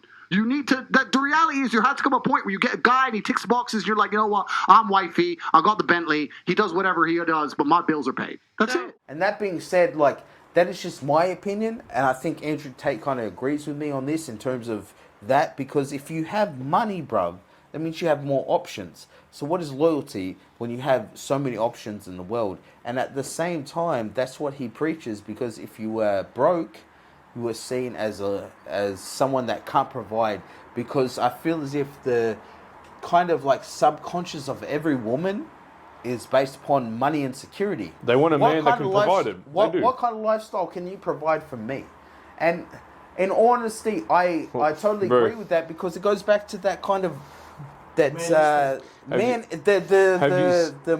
was it called? The caveman instinct, where you coming back to home like, babe, I got these flowers, I got these fucking meat, I killed a giraffe today, and now we're eating the meat. You know, like I provided a meal and I provided like happiness in a way. And if she because I got you flowers. and if she argues with him, he just gets a club and bangs her on the head. Yeah, but that's not allowed. We're not allowed to beat women, but Andrew Tate does. Doesn't haram. Can I tell you something? It's haram in Islam to beat anybody. In Islam, Prophet Muhammad ﷺ said, a true believer. You're a true G if you beat women. No. Yeah, I don't believe that you're shit. A true but, believer, but I get what you mean in terms of what you say, though. You're a true believer. A true believer is the one who doesn't hurt anybody with his tongue or his more or less his body, physical body, like his arms, his legs, his limbs. That's a true believer. Someone who doesn't talk about you behind your back. Someone who doesn't abuse you verbally. Someone who physically abuse you. That's a true believer in Islam. In a sense, the strongest man is the man who controls his anger. The stronger man is the one, boom. Yeah. The stronger man is the one who controls his anger. And that's another thing that Andrew Tate talks about, because when he talks about that men should be angry, and I totally understand, because as a man, it's very hard to kind of to deal with the fact that you are alone, bruv. There's no there's nobody that's gonna save you. You have to be your own savior. It doesn't matter. Like, nobody wants to listen. Nobody gives a shit. Like, I'm not gonna lie, bro. You guys are my friends. I love you to bits, bro. But I know, like, when shit's going down, I know that I can't, like, emotionally rely on that, you know? Whereas a missus comes in that order, but I don't think a woman should be there to regulate your emotions. I feel like as a man, you learn, and this is the reason why a lot of men kill themselves, and I'm sorry to bring this up, guys, but it's true, because we don't talk about the way that we feel, right? But I feel like as a man, and that's what it is to be a stoic individual, is the sole fact that you are just there to kind of deal with your own emotions. You are there to kind of be strong, and a stoic individual that doesn't kind of divulge your own kind of mental tyranny, because we are judged upon that, because the whole idea of being a man is to be this strong, stoic individual that does not kind of feel pain. Well, emotions are feedback. The idea that men don't feel emotions is incorrect. We feel emotions. I would actually argue we feel emotions with certain emotions stronger than women. I would argue that we feel heartbreak stronger than women. I would argue we feel anger like a woman could never understand. I would argue we are extremely emotional. Rage, pure rage. But it's feedback. So when you get the feedback, it's all about how you internalize it and how you process it, right? It's having stoicism's not feeling emotions. It's feeling the emotion and going, okay, why is this happening? How much does this really matter? What's the most intelligent move on the chessboard? I'm not even that good at chess, right? My father was a grandmaster. I'm like 1800 ELO. I'm okay. I was a child chess prodigy, but I stopped playing chess professionally when I was like 8. So I'm as good now as I was. In fact, I'm worse now than when I was 8, because I've never taken any lessons or anything properly since, because my mother and father broke up. We moved to England. My dad stayed in America. Lost my chess coach, and England didn't have a chess infrastructure. America had a chess infrastructure in the lower income schools. My dad used to go to the ghetto schools because he was black, go to the black schools and teach them how to play chess. So we had a big infrastructure. So you peaked at 8. I peaked at 8, yeah. But chess is a fantastic game, because in the game of chess, there's no luck.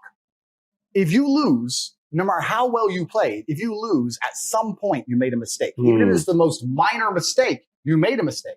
So you learn to understand that no matter what happens to you, if you lose a scenario, you made a mistake. Maybe it's a tiny one. Maybe it was 2 years ago, whatever, but you made a mistake, and you learn absolute and utter accountability for yourself.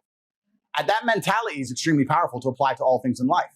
The position I'm in now as the most hated man in the world, although I agree and I truly believe it's unfair, I still take complete responsibility for. I'm not going to sit here and say, I'm telling you why it happened when I talk about TikTok and YouTube shorts, but I'm not going to blame them. Absolutely. They're a company making money and they're monetizing the best they can. Fantastic. All of this is my fault. But the Bugatti on my drive is my fault. And the yacht is my fault. And the private jet's my fault. So it's all my fault. So I take the good with the bad. I take all responsibility for absolutely everything, including if a woman leaves me, if a woman stays, if I end up heartbroken, if I end up filled with rage, I take responsibility for that. If something happens to me that makes me enraged, I will take responsibility. Why has this happened to me? Why do I feel this way? How did I end up in this position? Is this healthy in this scenario? And sometimes it is. I've had scenarios in my life where I was prepared to die to protect somebody else, and I was enraged, and it was healthy. I've also had times where I'm in a room by myself, enraged, sitting there going, this is no good for anybody. I need to just calm the fuck down. Mm-hmm. So emotions are feedback, but stoicism is the ability to process them. And that's what you need to be learn as a man. You're never going to be able to turn them off. You're going to feel them. You have to learn how to process them and turn them into a positive. It's energy. It's unlimited energy. I say this all the time. I say that the biggest periods of transformation in my life is when everything was going wrong. When my life was going good, I'm not a hedonistic person. I don't do drugs. I don't gamble. I don't do prostitutes. I don't do anything that hedonistic. But I'll certainly go on the yacht with a bunch of women I know and chill and have some vodkas and that kind of thing. When life's smooth, then it's semi-hedonistic, pretty relaxed. But when I make my biggest progress, when I really change who I am and change the world, that's when everything's fucked. When things go wrong, or I'm feeling things I don't want to feel, or bad things are happening, that's when I'm like, okay, I currently cannot sleep. I've completed the day's tasks. I've tried to go to bed. I can't sleep. More shit has to get done. That's when the amazing things happen in my life. When I was heartbroken, when I was whatever, everyone's been heartbroken. I can't remember a specific example. I hit the gym harder, right? If something goes wrong with your payment processor, that's when you get fucking inventive. That's business, right? That's when you get inventive. So all the bad things that happen to you as a man, if you're stoic, you get to take unlimited energy. Heartbreak is unlimited energy. So is depression. So is rage. So is sadness. All these negative emotions they tell you to collapse behind. It's like people talk like Bruce Lee says, be like water. And people see that as be fluid and just go with the flow. I disagree. If you're like water, you're necessary for life. You are scary when you're enraged. You're powerful. You're beautiful when you're calm. You're so many things when you're like water, right? So if I'm enraged, it's like water behind a dam. You just got to put the dam in place, and you got to get the turbo, the hydroelectrics put in. Don't tsunami your life. Put the energy somewhere. He's like a key example of that. In a sense, he's literally a key example of being a strong-minded, strong-willed individual who has like laser-sharp focus, knows what he wants, and with his sheer willpower, he gets it. He doesn't care about the fucking cost. He'll find a target, he'll find a way to get to it, and he spends every hour of every minute of every second of the day trying to fucking achieve it. And again, I think this is part of the reason why you get a lot of young men in the world flocking to him like a sheep flocks to a shepherd. Because he's achieved what it most men want. Yeah, they want to have the status where they can have any woman they want and have multiple women a night. He's achieved the status of being an earner and being a provider because he has wealth, way more abundance in terms of the legacy, bruv. Like, he has that sort of money, bro. And I feel as if, like, a lot of men kind of float towards that because us as men, we know that our worth is not as valuable as money. And money is the main reason why I think there's a gender pay gap, if there is such a thing, which I don't believe there is, but if there is such a thing as a gender wage gap, it's solely based upon the fact that men have to feel more superior than women, or else women will not feel attracted to us. Because the whole object of being with a woman is that you have to be somewhat of a predator in the sense where you're hunting for your woman, right? I know how fucked up that sounds, right?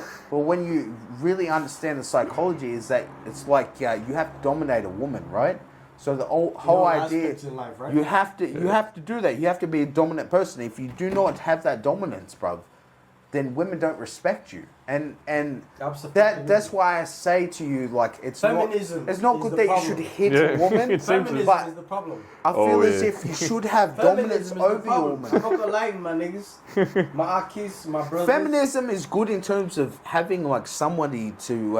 Feminism is good to a limit. Like the concept of feminism is good. I don't think actual feminism is good, but I think the concept of feminism, just like the concept of Islam law, is good. Islam brings, like Prophet Muhammad sallallahu alaihi wasallam, he had thousands of women under his feet, who he trained, sallallahu alaihi wasallam, as warriors, as scholars, and whatnot.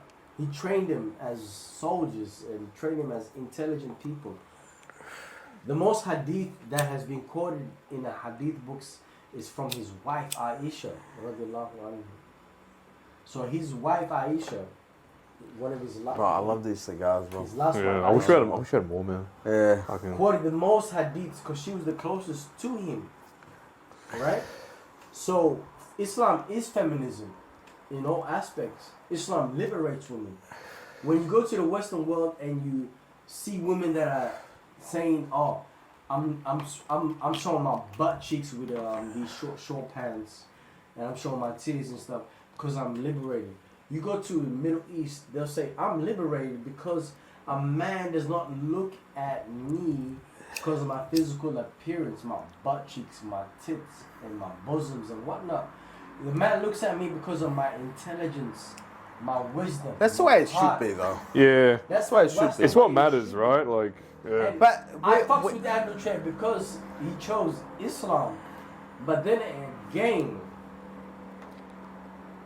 Islam today is becoming modernized. I'm not gonna lie to you. I'm not gonna lie to you guys.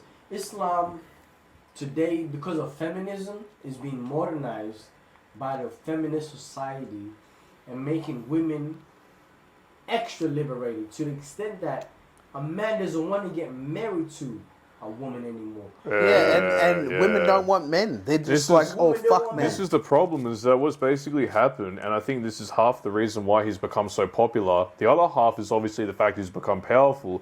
The other half of the reason is that you have this in the postmodern Western world where the meaning of feminism has changed in the sense that women are no longer equal than men. Women actually want more rights than men, and as a result, young men are getting sidelined. And like I was saying before, you got Tate there, who's like the most masculine figure that these young men see in their life. And basically, you're getting this widening gap between actual values that were somewhat traditional, and now because in this modern society, those values are being stretched, you have all of these crazy opinions on how women see men and how men see women. And with guys like Andrew Tate in the mix, it's just feeding fuels to the fire. And again, he is a very charismatic individual. The way he talks, he's very quick-witted, very clever, very fast. A black man from the USA, raised in the UK, who would not want to listen to him?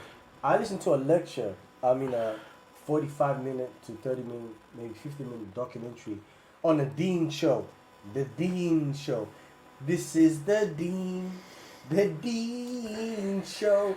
So this brother from the Dean Show, I forgot what his name is, but I love this brother. He's a Muslim brother.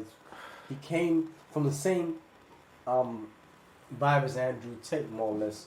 He was like a martial artist, more or less. He was also a rich man. But why isn't he famous and more, influential than Andrew Tate? He was asking Andrew Tate, do you testify there's only one God and that Muhammad is his messenger, peace be upon him? He didn't want to testify that right then and there. Even though he did testify right now, I respect that. He did make the shahada. He did say that La ilaha illallah, Muhammadur Rasulullah, there's only one God and Muhammad is his messenger. Peace be upon him, sallallahu alaihi wasallam. I respect that. But at the same time, I feel like there's ulterior motives. I feel like there's a hidden agenda. Guys, so I just want to show you and engage with kind of like what the street thinks about Andrew Tate. So here's a couple of clips with random people. So I'm doing the street survey and I'm here with Priya and we're asking questions about Andrew Tate, see what people think. Okay, so do you know who Andrew Tate is? Yes. Okay, so what do you think about Andrew Tate? Is he good? Is he bad? I think from the snippets of interviews and his, podcast that I've seen on TikTok, on Instagram, and just some commentary on YouTube as well, he seems like someone that's quite problematic terms of his perceptions of women and gender roles in general. I think he kind of represents a brand of masculinity that restricts men in how they can present themselves as well, and so it's not particularly helpful, and that's an aside from the problematic things he has to say about women as well. Okay, so do you think that he has an agenda? I don't think I'm fit to I think obviously he wants to amass as much of a following as possible because it's money for him, it's publicity for him, and the more of an audience he has and the more outrageous things he says, you know, the more money he'll get. But at the same time, I do think he believes what he says. And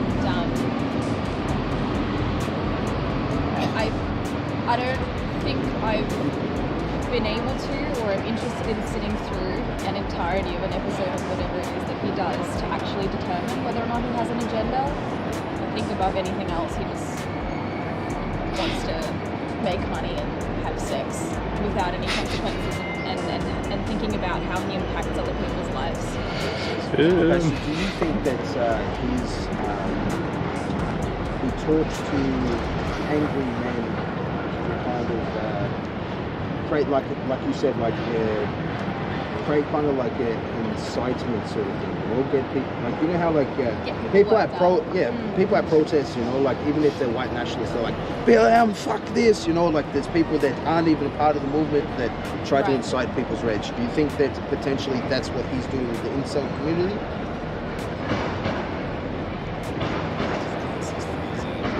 I think it's really interesting to note the growing number of young men that do feel ostracized in our society as well, and he's definitely trying to capitalize on that.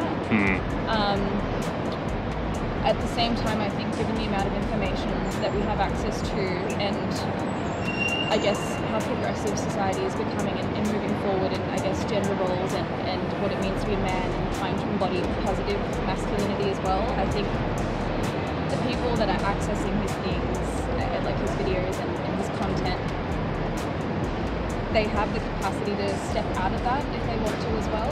Okay.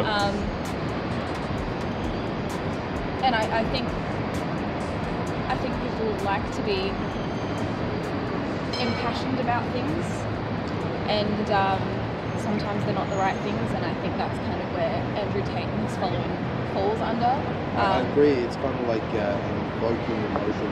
Yeah, exactly. And he doesn't care about those guys. He's not actually trying to help them. Because a lot of the things that he says are very antisocial and unacceptable and like abhorrent really, and they end up in the people that follow him to become even more ostracized in society, and then that fuels their rage even more. So do you you were saying like he kind of gives a bad brand of what masculinity is. So definitely. What would you kind of suggest is like a good male role model in that kind of regard? Like The Rock, or is it like something like, are we talking like... I think in terms of, I guess like if you're going into like the aesthetics of it, The Rock kind of falls into a more traditional sense of what a male role model would be, you know, like being fit and helping people. Andrew Tate is pretty fit too.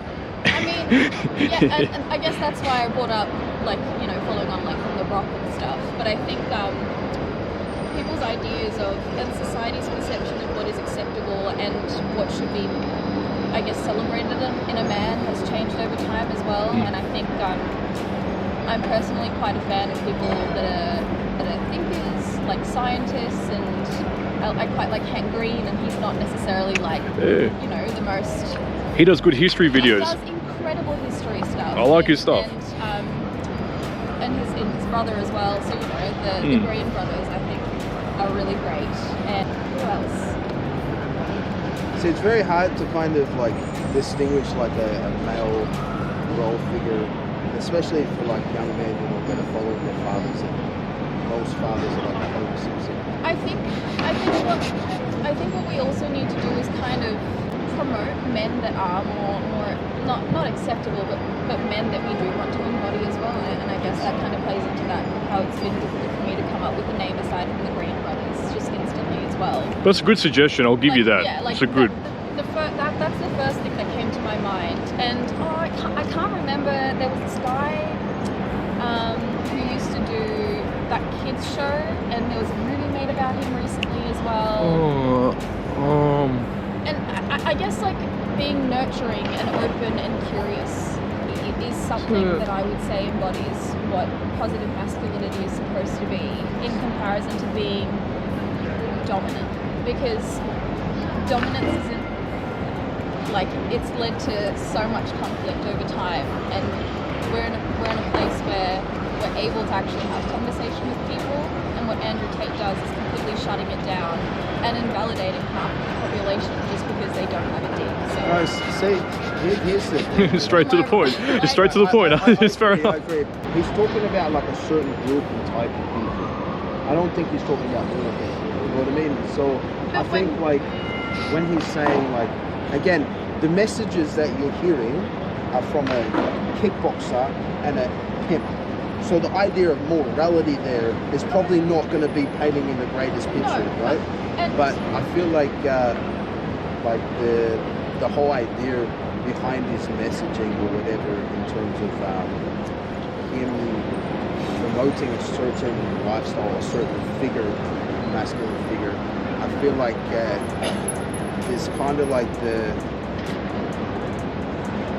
I think it's like the equivalent of like Cardi B, in the sense where like Cardi B's like promoting like, oh, this is what's going to happen if you just sell your body, you know what I mean? Like it's equivalent to that in like, it's like two extreme types of one view. Like the thing is though, you don't see women going up to men and treating them the same way that I don't know. Cardi B's treating men like money, right? Versus like Tate is treating women like their property. You know what I mean? Like it's very similar in terms of the dynamic of extremities, you know? So it's a very kind of debatable. I think that's a false comparison, just because she's not outwardly calling for men to be, their voices to be silenced and for them not to be listened to.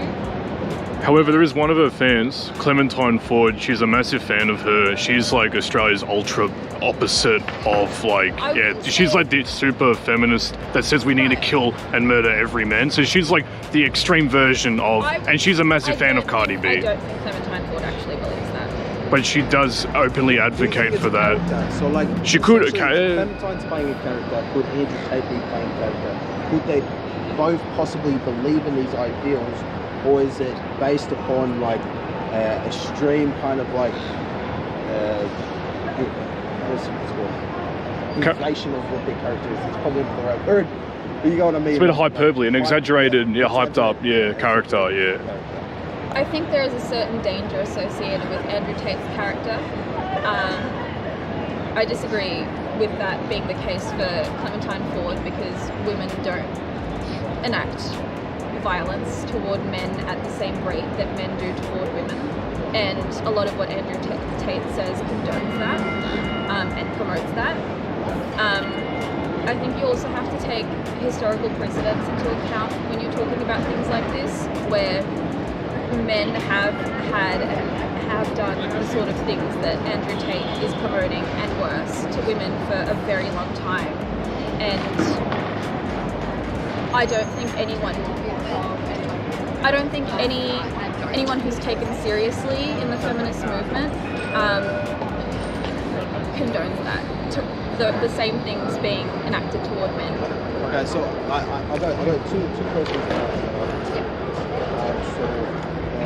I think that men's rights movement is about control. Right. And the feminist movement is about power.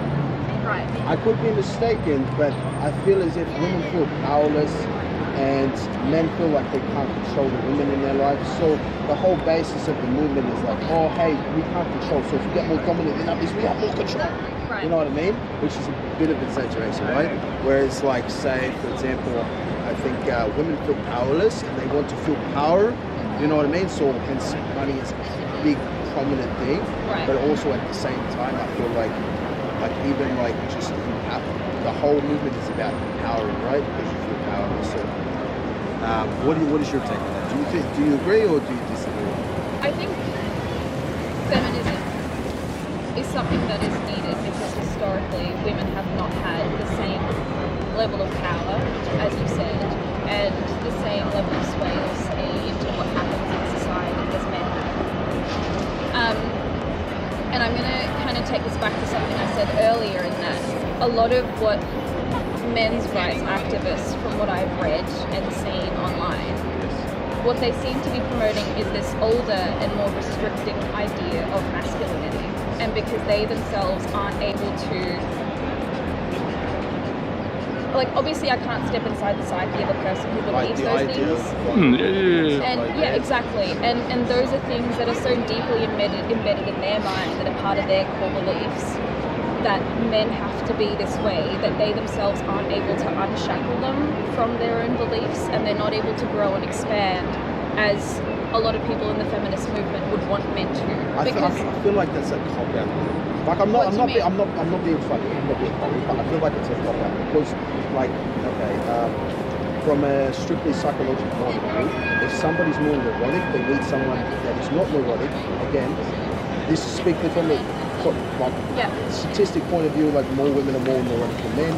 Like, that's what I believe. I could be mistaken again. You know, there's obviously more neurotic men, obviously, but I'm saying, like, in terms of a role in a relationship, like whether you're gay or straight, it doesn't matter. There has to be one person that's kind of a stoic figure, solid rock, that kind of doesn't get emotionally upheaved when there's some form of drama or pressure going on, right? And usually that's the male figure, right? That being said, every time that, at least from my experience and a lot of my friends and stuff like that, every time that we have kind of invoked emotion, it's not the right emotion, or it's not perceived the right way, you know? So, like, being vulnerable has to be being heard, right? So if a man's explaining and he's not being heard, then obviously he's not going to be like, yeah, I'm going to open up and tell you everything I feel, because, like, you know what, he's been taught hardwired that if I be strong, like she's being in big and emotional state, then that means I'm her solid rock. And she can calm down because she knows that I'm calm. But if I get emotional and she's getting emotional, then we're both emotional people and nothing gets calm, you know? See, I see it's a balance. Yeah, it's a balance. I totally agree. I see what you're saying, and that's part of what that's part of where we need to move toward as a society, where we let men not only let men, but educate them with the language they need to be able to communicate their emotions. And this is just everyone in general, but I think men more so than women, because I don't think we equip men with the words, the language, and the feeling that they can actually voice their concerns in a calm, considered, and acceptable way. Because more often than not, like, especially in the men's rights movement and someone like Andrew Tate, what's acceptable is letting that out as anger, as resentment, and as hatred toward that which is, you know, like, making them feel the way they are. I think dominance is associated with strength, right? And I feel like, I'm not saying that it's right, but I feel like most boys are taught to be strong no matter what, right? So, like, the idea of sharing your feelings, even though that most people that are, like, actually equipped to understand emotional intelligence know that that's a strength, right? But I feel like, until men have developed and learned that themselves, they look at people like Andrew Tate and they go, you know what, bro, he's right, he's got everything, and, you know. Well, I don't think that's right. I don't think Andrew Tate is the person we should be going to. I brought up the Greens brothers before as well, and there are countless other figures throughout history as well. Exactly. There are so many. Like, there are men who are notable figures in society that you would say are calm, are collected, they are respected, they have influence, and they don't need to. I can name them off, like Einstein, Isaac Newton. These men were not violent people. They were very calm, very passive. Like, I think I'll go to the last question. So, do you think he should be banned from everything? Do you think that's a positive movement, like for censorship? I think a lot of people conflate the United States freedom of speech laws and think that they apply to their countries as well, and that private corporations such as social media, like companies like Facebook and Instagram, they're all Meta, but like Twitter as well, they need to abide by the laws that apply to everyone. They're a corporation. They determine who posts what up there. They have terms and rules of agreement, and if you are inciting hate, I don't care who it's toward. If it's genuine hate, like it seems to be in the case of Andrew Tate, I don't think he should have a platform, because like you're not gonna let someone of like an equivalent following build up if they're a neo-Nazi or something like that. It's not acceptable. No, I agree. I feel like there's a thin line between favoritism and biases. Yeah, and like people often bring up, well, you need to be able to have a dialogue and you need to be able to have a conversation.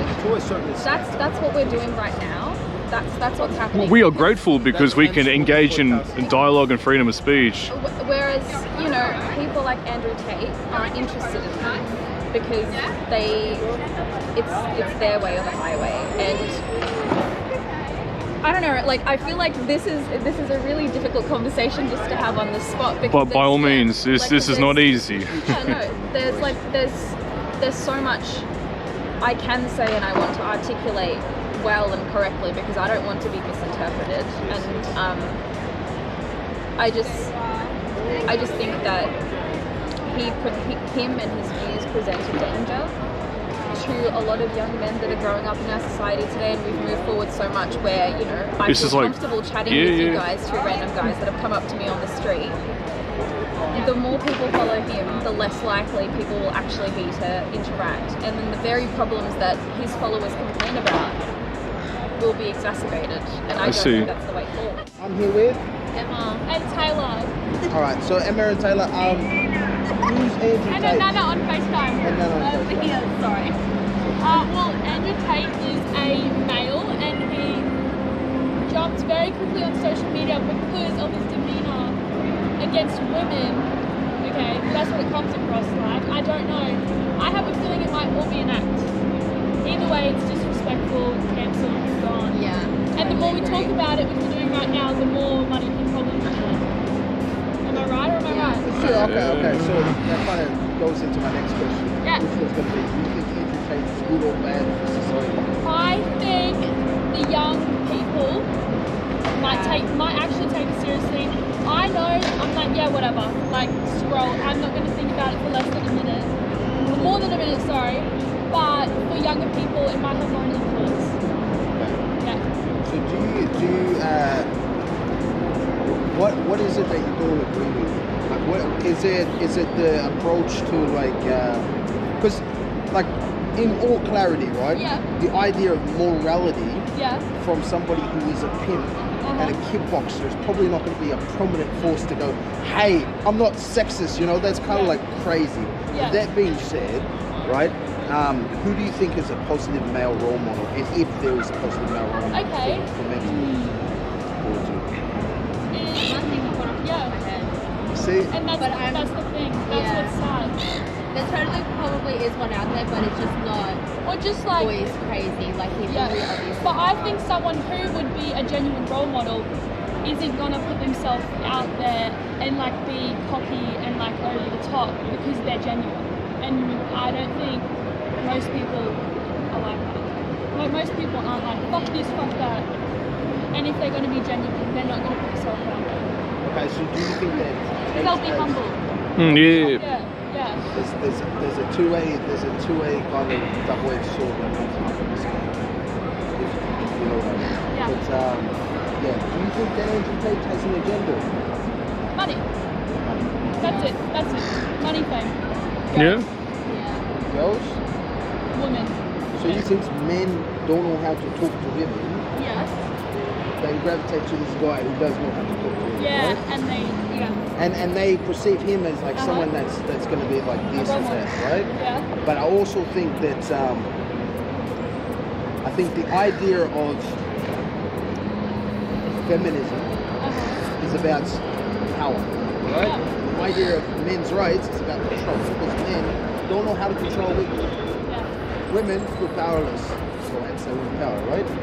And this is the reason why there's so much conflict. Because the idea of what a pimp is, right? Or the idea of what he's trying to portray is how to control women. Yeah. Which you shouldn't put control on women because obviously that's a problem, right? Yeah. But I feel as if you're right. Whoever is conveying that message, whoever is receiving that message, can take things and again, double-edged sword. It could be like, oh, I hear this and I'll be more aware, or oh, I hear this and I'll have more hatred, you know? Because it speaks to people that are hurt, you know? So like if you're a male and you've been disappointed by your dating kind of life, you know, like you're gonna see him and you're gonna be like, well, this is the reason, and he's explained the psychology and the reason why women are shit, or the reason why men are shit, and you know what I mean? And I feel like these groups kind of go through that hate but empowerment at the same time. So it's double. If you were to ask like majority, a male, this question, the audience you would get that would like him would be the people that have been rejected or have been disappointed. Like, do you like him? I'll tell you what, I've been hearing about him now for about 3 or 4 months. I'll be brutally honest. Some things he says, I'm like, that's interesting. Other things he says, which is like one thing he said, is that, oh, you're allowed to cheat on people if you don't fall in love with them. I'm like, that's a bit dumb, you know? Like, well, like when we also said that like females should only be with one person and the males should be with well, yeah, there you go. There's a lot of things I don't agree with when he says. Like, there's a lot of things I don't agree with. I disagree the way he like goes about things, but then I heard him say one time that like males should only pay for females dinner, and I'm like, well, I disagree. Yeah, like, no, I totally disagree. That's something you discuss with the person you're having dinner. It's not a blanket rule. It's their rule. It's their relationship. They do what they want. Yeah. I like some things. I'm like, oh, okay, like I can see where it's coming from, but I think it's the way he goes about it. His love language is giving gifts. He's going to hand money, right? Yes, exactly. But if his love language is like attention and time, you know what I mean? That's another kind of virtue, and it depends whether you kind of go with that love language too. But I also think that's like from that kind of perspective, like if money is not like a form of like value anymore, then is it time or is it? Well, do you know what I mean? Like, does it depend on your moral values as a woman yourself? You know? But also, I think that his love language probably would be gifting, right? But that's not it. His whole personality is that. His whole personality is about money. Like, you're talking about a love language and like, would I like allow that and would I like that? Like, of course I would. But not when it's someone's whole like personality and like that's not gonna add any value. It seems superficial to an extent. Yeah, it is kind of superficial. Like on both spectrums, like nobody wants to be kind of used, you know. Yeah. So like if we're talking about polarizing figures, like as a feminine role model, you know, wouldn't you consider that Cardi B would be a close comparison to Andrew Tate in the sense where she's teaching women to be more liberated with their body and sell their body and all this shit, right? Yeah, that's versus like Andrew Tate who's saying like, oh, you know, women are just property, this, that, right? I'm not a feminist though. That's I'm where in the middle. You're in the middle. So I can see where you're coming from. But the thing is, she doesn't necessarily disrespect men. She more talks about women and empowering a woman. Well, she does say make money off men. Yeah, okay, fair. Do you know what I mean? Like that's the idea. Men are cash cows. They can be compared then. Yeah, exactly. But that ideology, you see what I mean? That ideology is toxic for femininity, right? Yeah. It's based on the principle that you're a provider, right? But it's also like this is what the irony is, you know? If you were to say that to someone, they would totally make it okay, like Cardi B. They'd be like, no, she's okay, but he's not. Clearly, he's like this really big person, but he doesn't affect everyone. Yeah. I think he only affects a certain audience. And people like Cardi B's maybe squad that would get extremely offended. I look at it, I'm like, you're a fucking dickhead, but I'm gonna keep scrolling. Yeah. That's what I'm saying, right? So I see like women that have been hurt by men, you take that message and you're like, you know what, I'm starting an OnlyFans, fuck men, whatever, you know, like I don't give a shit, my body, whatever, right? And then men are gonna take that message and be like, you know what, fuck women, they never listen anyway, so I'll just fucking make them listen. You know, that kind of like bold, kind of strong. Yeah, there's so many outside impacts coming in. Yes. That like influence everyone's thinking. It's like a black and white photo, but there's a lot of grey in the picture, right? Yeah. And I feel like that's what a partnership is. But anyway, besides that, I'm gonna close on this one. Yeah. Do you think that he should be banned, or do you think he should be censored? I feel like, I don't know, maybe not banned, but limited. Yeah. I don't know. I feel like is Cardi B banned? It's hard to say because the only reason why people want to do that is because he's so rich and powerful and in the limelight and all that stuff. But like, if I want to make a post like that, I would get cancelled. I can tell you right now. Yeah. So I don't know, like maybe just who cares? Like I don't follow him. I didn't follow him, and I never saw of him until I saw occasional Facebook posts, and I'll just be like, okay. Yeah, no, fair enough. Okay, fair enough. So I'm gonna polarize the question. What is a positive female role? Okay. So is the whole basis of being valuable as a woman to be a sex symbol, or is it more than that? And if it is, what would be a positive feminine role model? My friends, my mum. You didn't say famous people? It doesn't have to be someone famous though. No, yeah. People around me.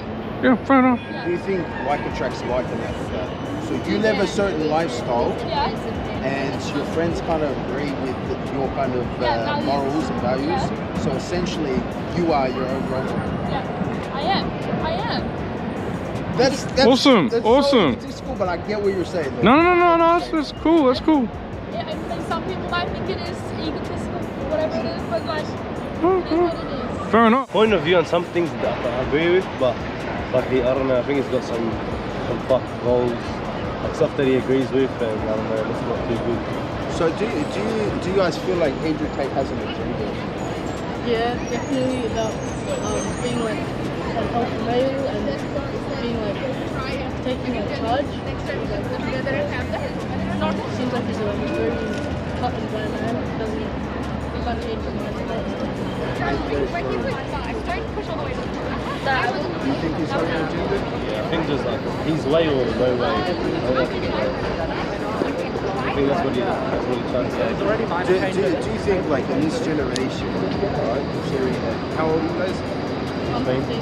Okay, so do you think like the kids that you see at your school need somebody to kind of look up to because they don't have a masculine figure in their life? Yeah. So do you feel as if like on that kind of spectrum, do you feel like Andrew Tate kind of speaks to angry young men? I reckon he manipulates younger men and changes their mindset a lot more like. But do you feel like if you agree with him, you're an angry person? Yeah, I feel like he was. His like whole motto is like you know, it's like you're right, and you can't be wrong. It's just like I don't know, it changes people's perspective on things and stuff like that. Right, but here's the last question. So, do you feel as if he should be banned from all social media due to his influence and his charismatic attitude and views, or do you think like it's going over proportionally over He censorship? just has a point, and his point has reached many people, and many people believe it, and many people don't believe it. I don't think he should be banned of anything. I think he should have all his platforms to speak what he thinks. Everyone can say what they want, and it's not fair. Just like a man has an opinion, just cut him off everything. It's not fair. Everyone can say what they want to say. Like I see a lot of women like that do the exact same thing on their page, and no one's hating them. I was about to say.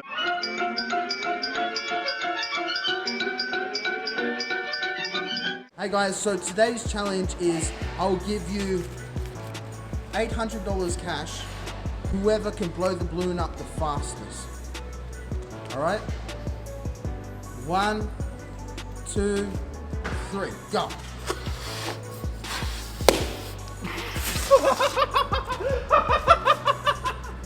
Can I still go or is that... Do it. Ready, set, go.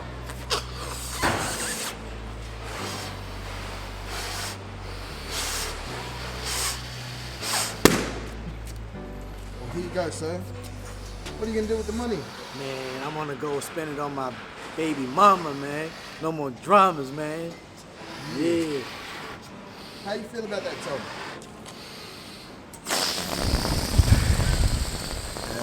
Sore losers always blow.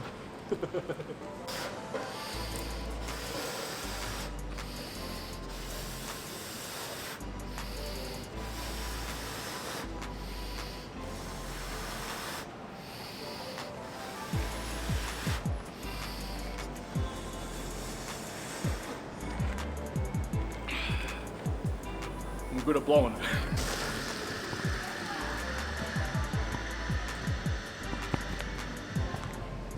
Can't go nowhere with you, bro.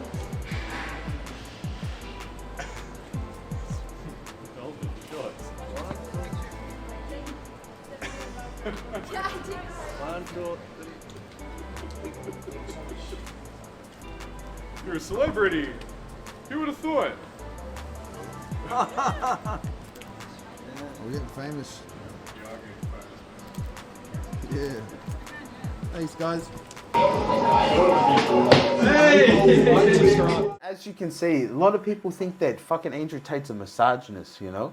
Like, especially since the whole, like, banning, anyway, you know? Well, Like, some of those boys liked him, though, but...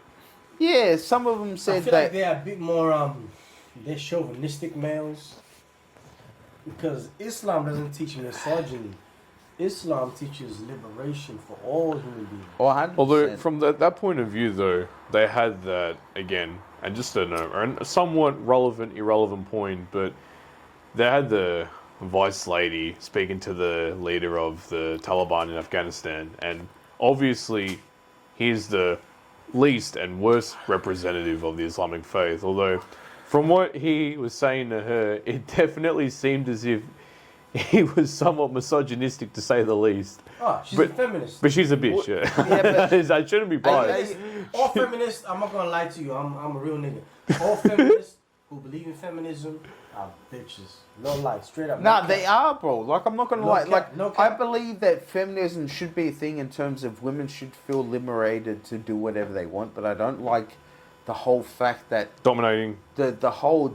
They're very dominating, and they want a man, but they're very dominating. And they want to effeminize You know what I mean? male, Like, they want men to be very fucking, like, emasculated, you know? Like, I'm not gonna lie, bro, like, the whole idea of Andrew Tate is like, fuck feminism. Yeah, You know it's what I coming mean? off that way. That's why he's getting a lot of hate, bro. That's why he's getting hate. I Like, totally agree with you. And Like, that's with why I that. think he's a puppet. That's why I think he's a puppet. but how's he a puppet, though? Like, I don't know I about feel like that. he's working for the feminists. What, to enrage them? To enrage anti-feminist men, right? Who are on that What's anti-feminist tip. Fuck soy boys. You want to be a top G, earn money and get a Bugatti. So Wojak's getting upset. That's the one. Respect women to an extent where Islam teaches that women have a role and men have a role, but men and women are equal. But their roles are just If different. a mouse came in here and I was a woman, I'll jump up and I'll jump on the table. You know what I mean? And you guys as men would be like, fuck this mouse. Motherfuck this mouse. You know what I mean? I might tolerate You know him a what little I'm saying? I'm bit not saying I'm a woman, I'm a man. until he eats my But- cheese, then he's down. You know what I'm saying? But a woman is different to a man. A Yeah. woman has a vagina, a man has a penis. You're a transphobe. Yes, you're a transphobic right You're there, transphobic bro. Why right the there. fuck would you say that? Bro, all these transphobes. Fuck trans. all these people watching this shit right now, they're like... fuck transsexuality, man. Nah, fuck transsexuality. but in all seriousness, we're not going to talk about gender politics, but to be honest, bruv, I'll tell you this, right? No, like, Islam doesn't teach transphobia. If you're a man, if you're a woman, you're a woman. Period. You know what? I agree. Period. Fuck non-binary shit and all that shit. I agree with an anthropologist who So what- said, regardless of what people think of their political views right now, in 100 years' time, they're going to find human skeletons. And the fossil record's going to say there are male bones and there are female bones, no matter how fucking... That is fact. It's And you know what? We're not gonna. I know. We're like, kind of drifting a bit. I know we're kind of drifting a bit, but the whole idea of transgender people bruv, that whole thing kind of flips me to its head, bruv. Trans men are women? Nigga, get the fuck out of here. Nah, bruv, then... the fuck out of bruv, here. and I know that Andrew Tate has nothing to do with transgender people, but the thing is, like, he just promote masculinity, right? So the whole idea of masculinity is that you're meant to be strong. I think... I think gay. What's Andrew Tate? There's a video, though. You gotta search this up if you want to pull up this video. I think it could be I can tell you, we'll have a laugh. Andrew Tate's gay? He could be gay, man. Okay, alright, I'll show you. Allah knows best. So God knows the best, guys, man. okay, type up on YouTube. Fucking type up Meat Canyon. MEAT Canyon. Yeah, Meat Canyon. This is the most gay shit I've ever Yeah, heard. that's it. Yeah. Go on the channel. That's it. No, you had it there. Oh, you can do that. Yeah. Yeah, that's. This is fucked up. You gotta watch. Gentlemen, we've had success with phase 1. Expensive cars, money, classic Tate W, and most importantly, women. We do be getting them bitches though. Classic Tate W, man. You're the best. Women. But it's time now for phase 2 of our journey. And that, gentlemen, is self-love. Observe closely, gentlemen. Yo, is this real? Full send it, Tank. Yeah, hell yeah. Full send it, brother. I gotta try this. Good idea. You heard of, what is it, Rule 35, Rule 34? The internet? Is it Rule 36, Rule 34? If it exists, there's porn of it. Let me get a smoke off your cigar. Yeah. Oh, here, take that. Yeah, put that in your mouth, okay? Oh, fuck. Oh, blow that smoke out. Oh, I will. Andrew, your cigar tastes so good. Do you want to think it's about this or? Sweet. But not as sweet as you, baby. I don't think I have a mirror, eh? Oh, wait, yeah, here's one. I'm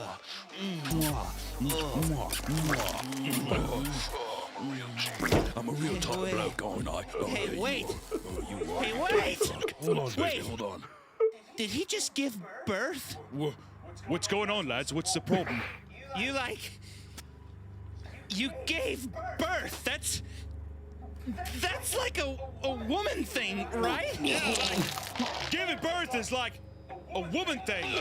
Yo, this is sus. Like, one of you guys are female or a woman or something, eh? I don't know, like something. Full send. Guys, I'm not a female. If anything, he's the female. What are you talking about? You were the one calling me baby the whole time, which is classically a female move. Fine. Let's prove who's a man right now, then. Fine.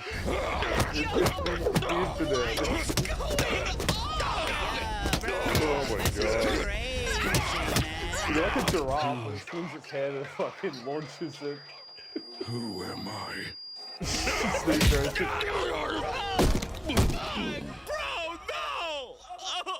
Oh my god. Bro! Yo, who will lead us now?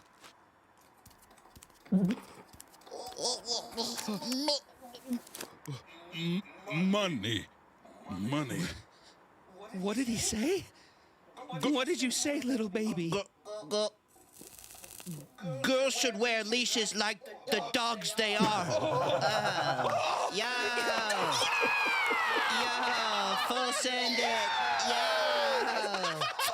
Stupid bitches!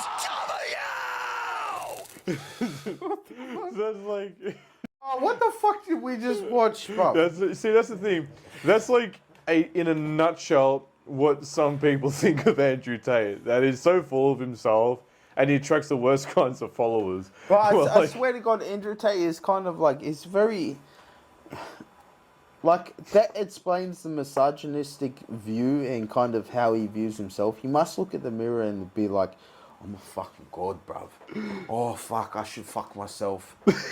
You know what I mean? Like, maybe that's his ego. Maybe that's why it's the internet, you know? He just looks in the mirror and he's like, oh yeah, I want to tap that. I want to tap I'm that. a billionaire. I'm a trillionaire. I can fucking get all these bitches. I can do whatever I want, bruv. I grade a pussy and finger myself, nigga. Shit. I'm gonna join Islam because I'm a top G. That's the reason why. Nah, fuck off with that shit, bruv. You know what, bruv? Listen, top motherfucking G, bruv. Listen, university, fucking Hustlers University. I honestly think that this is genuine information for those that want to seek it, right?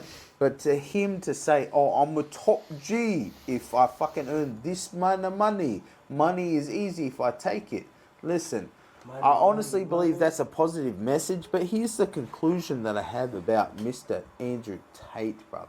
He's kind of like, he's very inspirational, bro.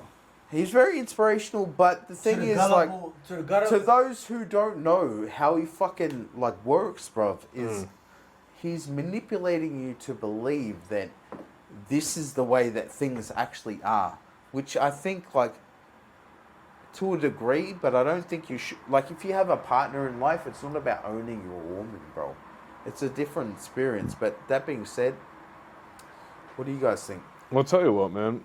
When it comes to the whole influence and power and whatnot, there's definitely perspectives on it. You see, you mentioned loyalty earlier, right? And the way I look at it is that the power dynamic in society has changed, and all Andrew Tate has done is found a way to exploit that. And what I mean by that is, basically, you go back 1,000 years ago, right? Okay, you have money. But what use was money when an army came around and just took your money away from you? So back then, your loyalty was worth your money, and a man's worth was in his word, not in how much money he had. Yeah. How would it matter if a wealthy merchant could spend and buy anything he wanted when the neighboring army of one man had 10,000 soldiers loyal to him that will do anything he wants at the click of his fingers? He can take all the money he wants because those men are going to have his back no matter what he says. Nowadays, the loyalty has basically become the money. And what I mean by that is the power dynamic in society has shifted between the control of our society has become that of monetary value. If the more money we have, the more power and influence we have in society. So when we're a top G, we're basically, we got power because it's like we got money. That's what gives us that power today. But back then, your power was in how much men were going to be willing to die for you. How much loyalty was the power back then? Today, power is measured by how much monetary value you have. How much money you have. And the more power you have in life, the more control you have over it. And when you see this fella, that's what he means, I think, by being a top G. I have control over my life in the world because I have money, I have power. And that's just because the world today is allowing him to have that. He's getting more money, he's getting more power, more influences, more followers, more ladies. And what I do respect is that even though he's found this exploit, he's trying to bring a lot of men up with him.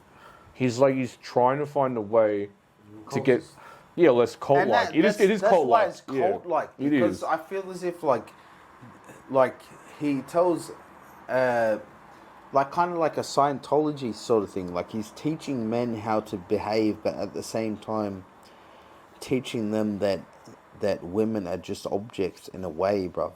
And that's the thing, as a fucking pimp and as a man, it's very hard to kind of define because our biology says that we should just fuck a whole bunch of women, bro. Because you know why? Because we're spreading the seed, bro. That's what we are meant to do as genetic males. We're meant to spread the seed, to create a legacy. That's like, I know reproduction is not the most important thing in life. Money and reproduction is, though. Well, in terms of a sense of satisfaction in your life. Well, you got to put that into perspective because before you mentioned values of a man. Now, I'm going to make a reference to one fella. You guys heard of Jordan Peterson? Jordan Peterson. I like him, bro. But I think he's a male. Yeah, he did a Muhammad Hijab interview. Yeah. So basically, he was he's come in. From the US, right? Yeah, he's a clinical psychologist. Canada, but yeah. So basically, he's come in and he said there's like that men should be honest and tell the truth. That's one value every man should have, is being honest. That men should have courage and be brave and be confident. We should stand up. You know, we should have courage in our life and be brave and stand up for what we believe in. We should be disciplined, have self-control, and have a level of temperance in our life. And on top of all of that, we should humble ourselves. We should be 100%. humbled. You know, we should be very generous and very selfless as men. We shouldn't always be greedy. We should be selfless, not selfish. We should be very selfless. And when you look at all of that, you got to ask yourself, is Andrew Tate following those core values of being a man? Is he being honest? Is he being courageous? Is he being disciplined? Is he being humble? Do you think he is? I feel like a lot of the things that he says is hypocritical. A lot of things that he does is hypocritical. Yeah, it's very ironic. It's very ironic. Yeah. Very ironic as well. It's a controversy, and that's why the controversy exists about him, because is he doing that? It's like, it looks like he's not. That's, again, why people are hating on him. Yeah. But then he's questioning the Matrix, and to me, that's being brave. That's being fucking brave. Questioning the power in the world today. I mean, you look at people throughout history, right? And you were talking about before, about the prophets and whatnot. We've got to look into it a little bit deeper, on a deeper level. I'd say the conclusion on Andrew Tate is kind of like a mixed bag, bruv. Because I think that he's good for society in the sense that masculinity is very kind of like taboo in terms of modern TV, but at the same time he's bad in the sense of he's manipulative, and that he's kind of creating this whole idealistic version of what reality is. And that's the thing that's very appealing in terms of his branding. So I'm gonna go, like, I think that he's good, but I think that he needs to learn how to phrase the way that he says things. Because the way that he says things is very kind of like taboo, you know, and very haram, considering that he's Islamic now. So I'm 50-50 on what he says, because, like, bruv, you're hitting women, bro. You're preaching the fact that women are fucking possessions, bruv. That's not and Islam. It's Men like, and women, I get what you're Prophet saying, Muhammad but said like, that it's like, men and women are the twin halves of each other. Prophet ﷺ said, a man and a woman is the twin halves of each other. Men and women, Adam and Eve is twin halves of each other. Exactly. Well, wasn't Eve pulled out of Adam's ribs? Yeah, Eve was pulled out of Adam's ribs, more or less. You know what I mean? So Adam and Eve are the same. Allah says in the Quran, we created you from one soul. Exactly. One soul. That's Adam and Eve. And then made Adam to male, Eve to a female. More or less, that's one soul. So, with that being said, if Andrew Tate is the hyper masculine half of what we see as Adam, so to speak, then what would be the hyper feminine half for female Eve. role models today? Eve. Yeah, but who is that Eve. in terms of today's world, though? Who is the Eve of today's world? The super Who feminist. knows, Is I said Rihanna. Rihanna? Is that? Rihanna. Nah, fuck Rihanna. She's the most feminist motherfucker out there, man. Yeah, I was going to Chris Brown say. have to beat her. Chris Brown should be on that shit, man. Chris Brown should become a Muslim, man. I guess when it comes to my personal opinions on Andrew Tate, all I have to say is that between being banned and unbanned, just being a freedom advocate, I'm going to have to say he should be unbanned. I don't agree with some of the shit he says. I don't agree like with it. censorship. But I don't think...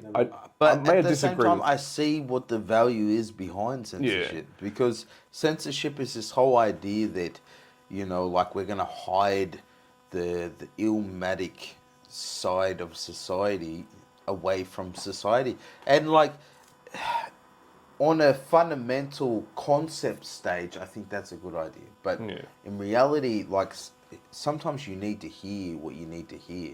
And you can't shadow shit, bruv. Yeah. You know what I mean? Like, I'm not saying you should show videos of beheadings and shit like that. But I think Andrew Tate is not someone that's getting murdered, bro. Yeah, exactly, It's fucking yeah. him sharing an opinion. So when it comes to that, yeah. Whether it's misogynistic or racist or whatever, I feel as if you should fucking be able to voice your opinion whether I agree with it or not. Yeah, yeah. You know, like that is fundamentally the truth. You know, so I'll be honest, like, when it comes to being a male role model, this is how I see it going. Do I think that he's done shady shit? Oh, to an extent, to an extent, I think he has done some shady shit. I don't know what it is. Even though they proved it when they raided his place, they couldn't find anything. They couldn't pin anything on him. Then again, they said, why is he in Romania? And he talks about it being a corrupt country, and then they don't take some of the affairs and criminal activities as seriously as they do in other countries.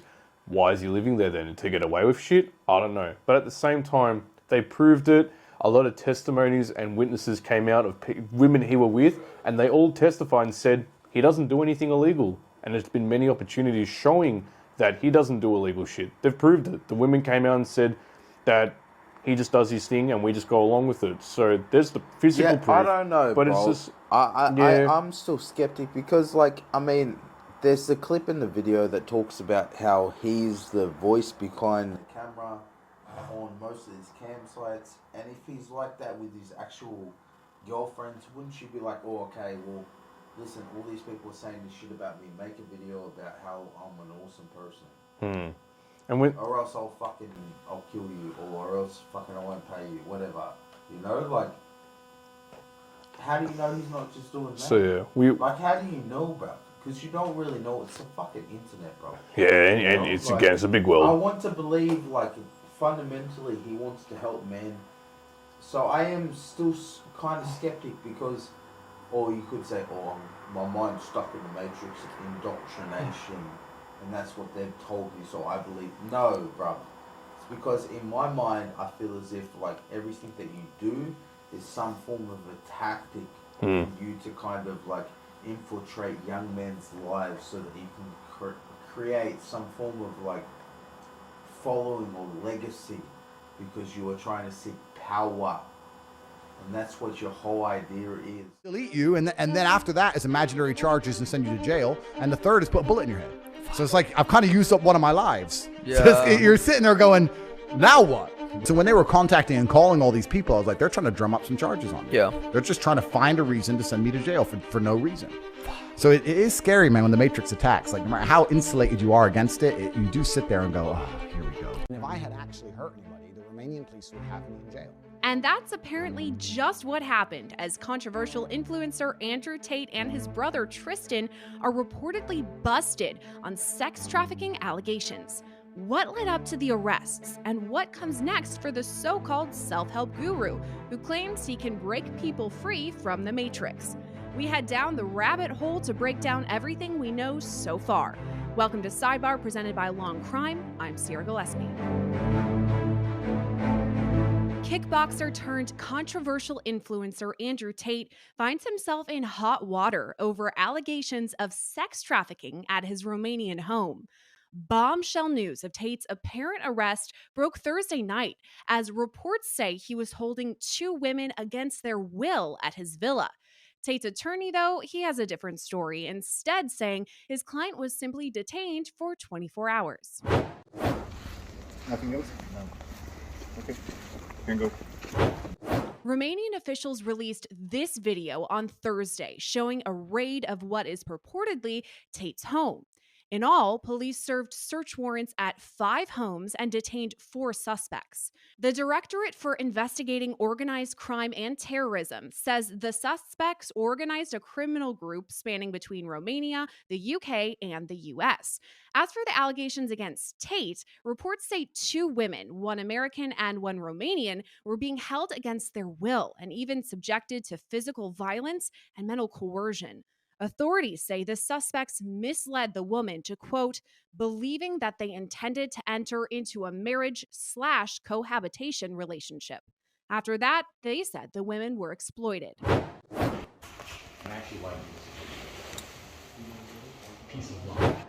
But all this is not the first time we heard talk of Tate's involvement in a sex trafficking ring. Earlier this year, Law and Crime Sidebar reported Tate filed a defamation suit against YouTuber Ethan Klein for calling him a sex trafficker. Yeah, it's a little scary. He's actually a sex trafficker, and that's epic. Yeah. No, literally, this dude is like a deep-rooted misogynist, like scary. After that, Tate fired back with an hour-long video, knocking down the claim and explaining that Romanian authorities investigated him and later cleared him. They came into my house at 5 p.m. They did a forensic search, as they should. At 8 p.m., the search concluded. They took me from my house at 8 p.m. for paperwork at the police station, and by 9:21, I was back home. All this happened back in August, but fast forward to earlier this week when Tate got into a Twitter face-off with climate justice activist Greta Thunberg about carbon dioxide emitting cars. Some social media users now say that Tate's video retaliation to Thunberg helped Romanian authorities confirm he was in the country leading up to his arrest. Please bring me pizza and make sure that these boxes are not recycled. Thank you. So I'm not actually mad at Greta, right? Because she doesn't realize she's been programmed. She doesn't realize she's a slave of the Matrix. While it hasn't been confirmed, a Harvard cyber law clinic instructor says the pizza box seen in this video ties back to a Romanian restaurant chain. So with that info, Romanian authorities made their move. If I go on a date with a girl in a restaurant, the first thing she wants to do is put on Instagram instantly. I'm like, no, whoa, we're here now. Like, you can't be putting that we're all in this restaurant with the napkin and the that's how they kill Pop Smoke. Like, calm down. But it doesn't consider their mind there's a threat, or that many women don't accept that there are groups of men right now sitting in rooms, scrolling social media, looking for someone to get. Looking for someone to get. They're just sitting, 10 brothers from fuck knows where, sitting there just going, that was 10 minutes ago, this tag. Oh, Mr. Bugatti. Yeah, Tate's in Miami.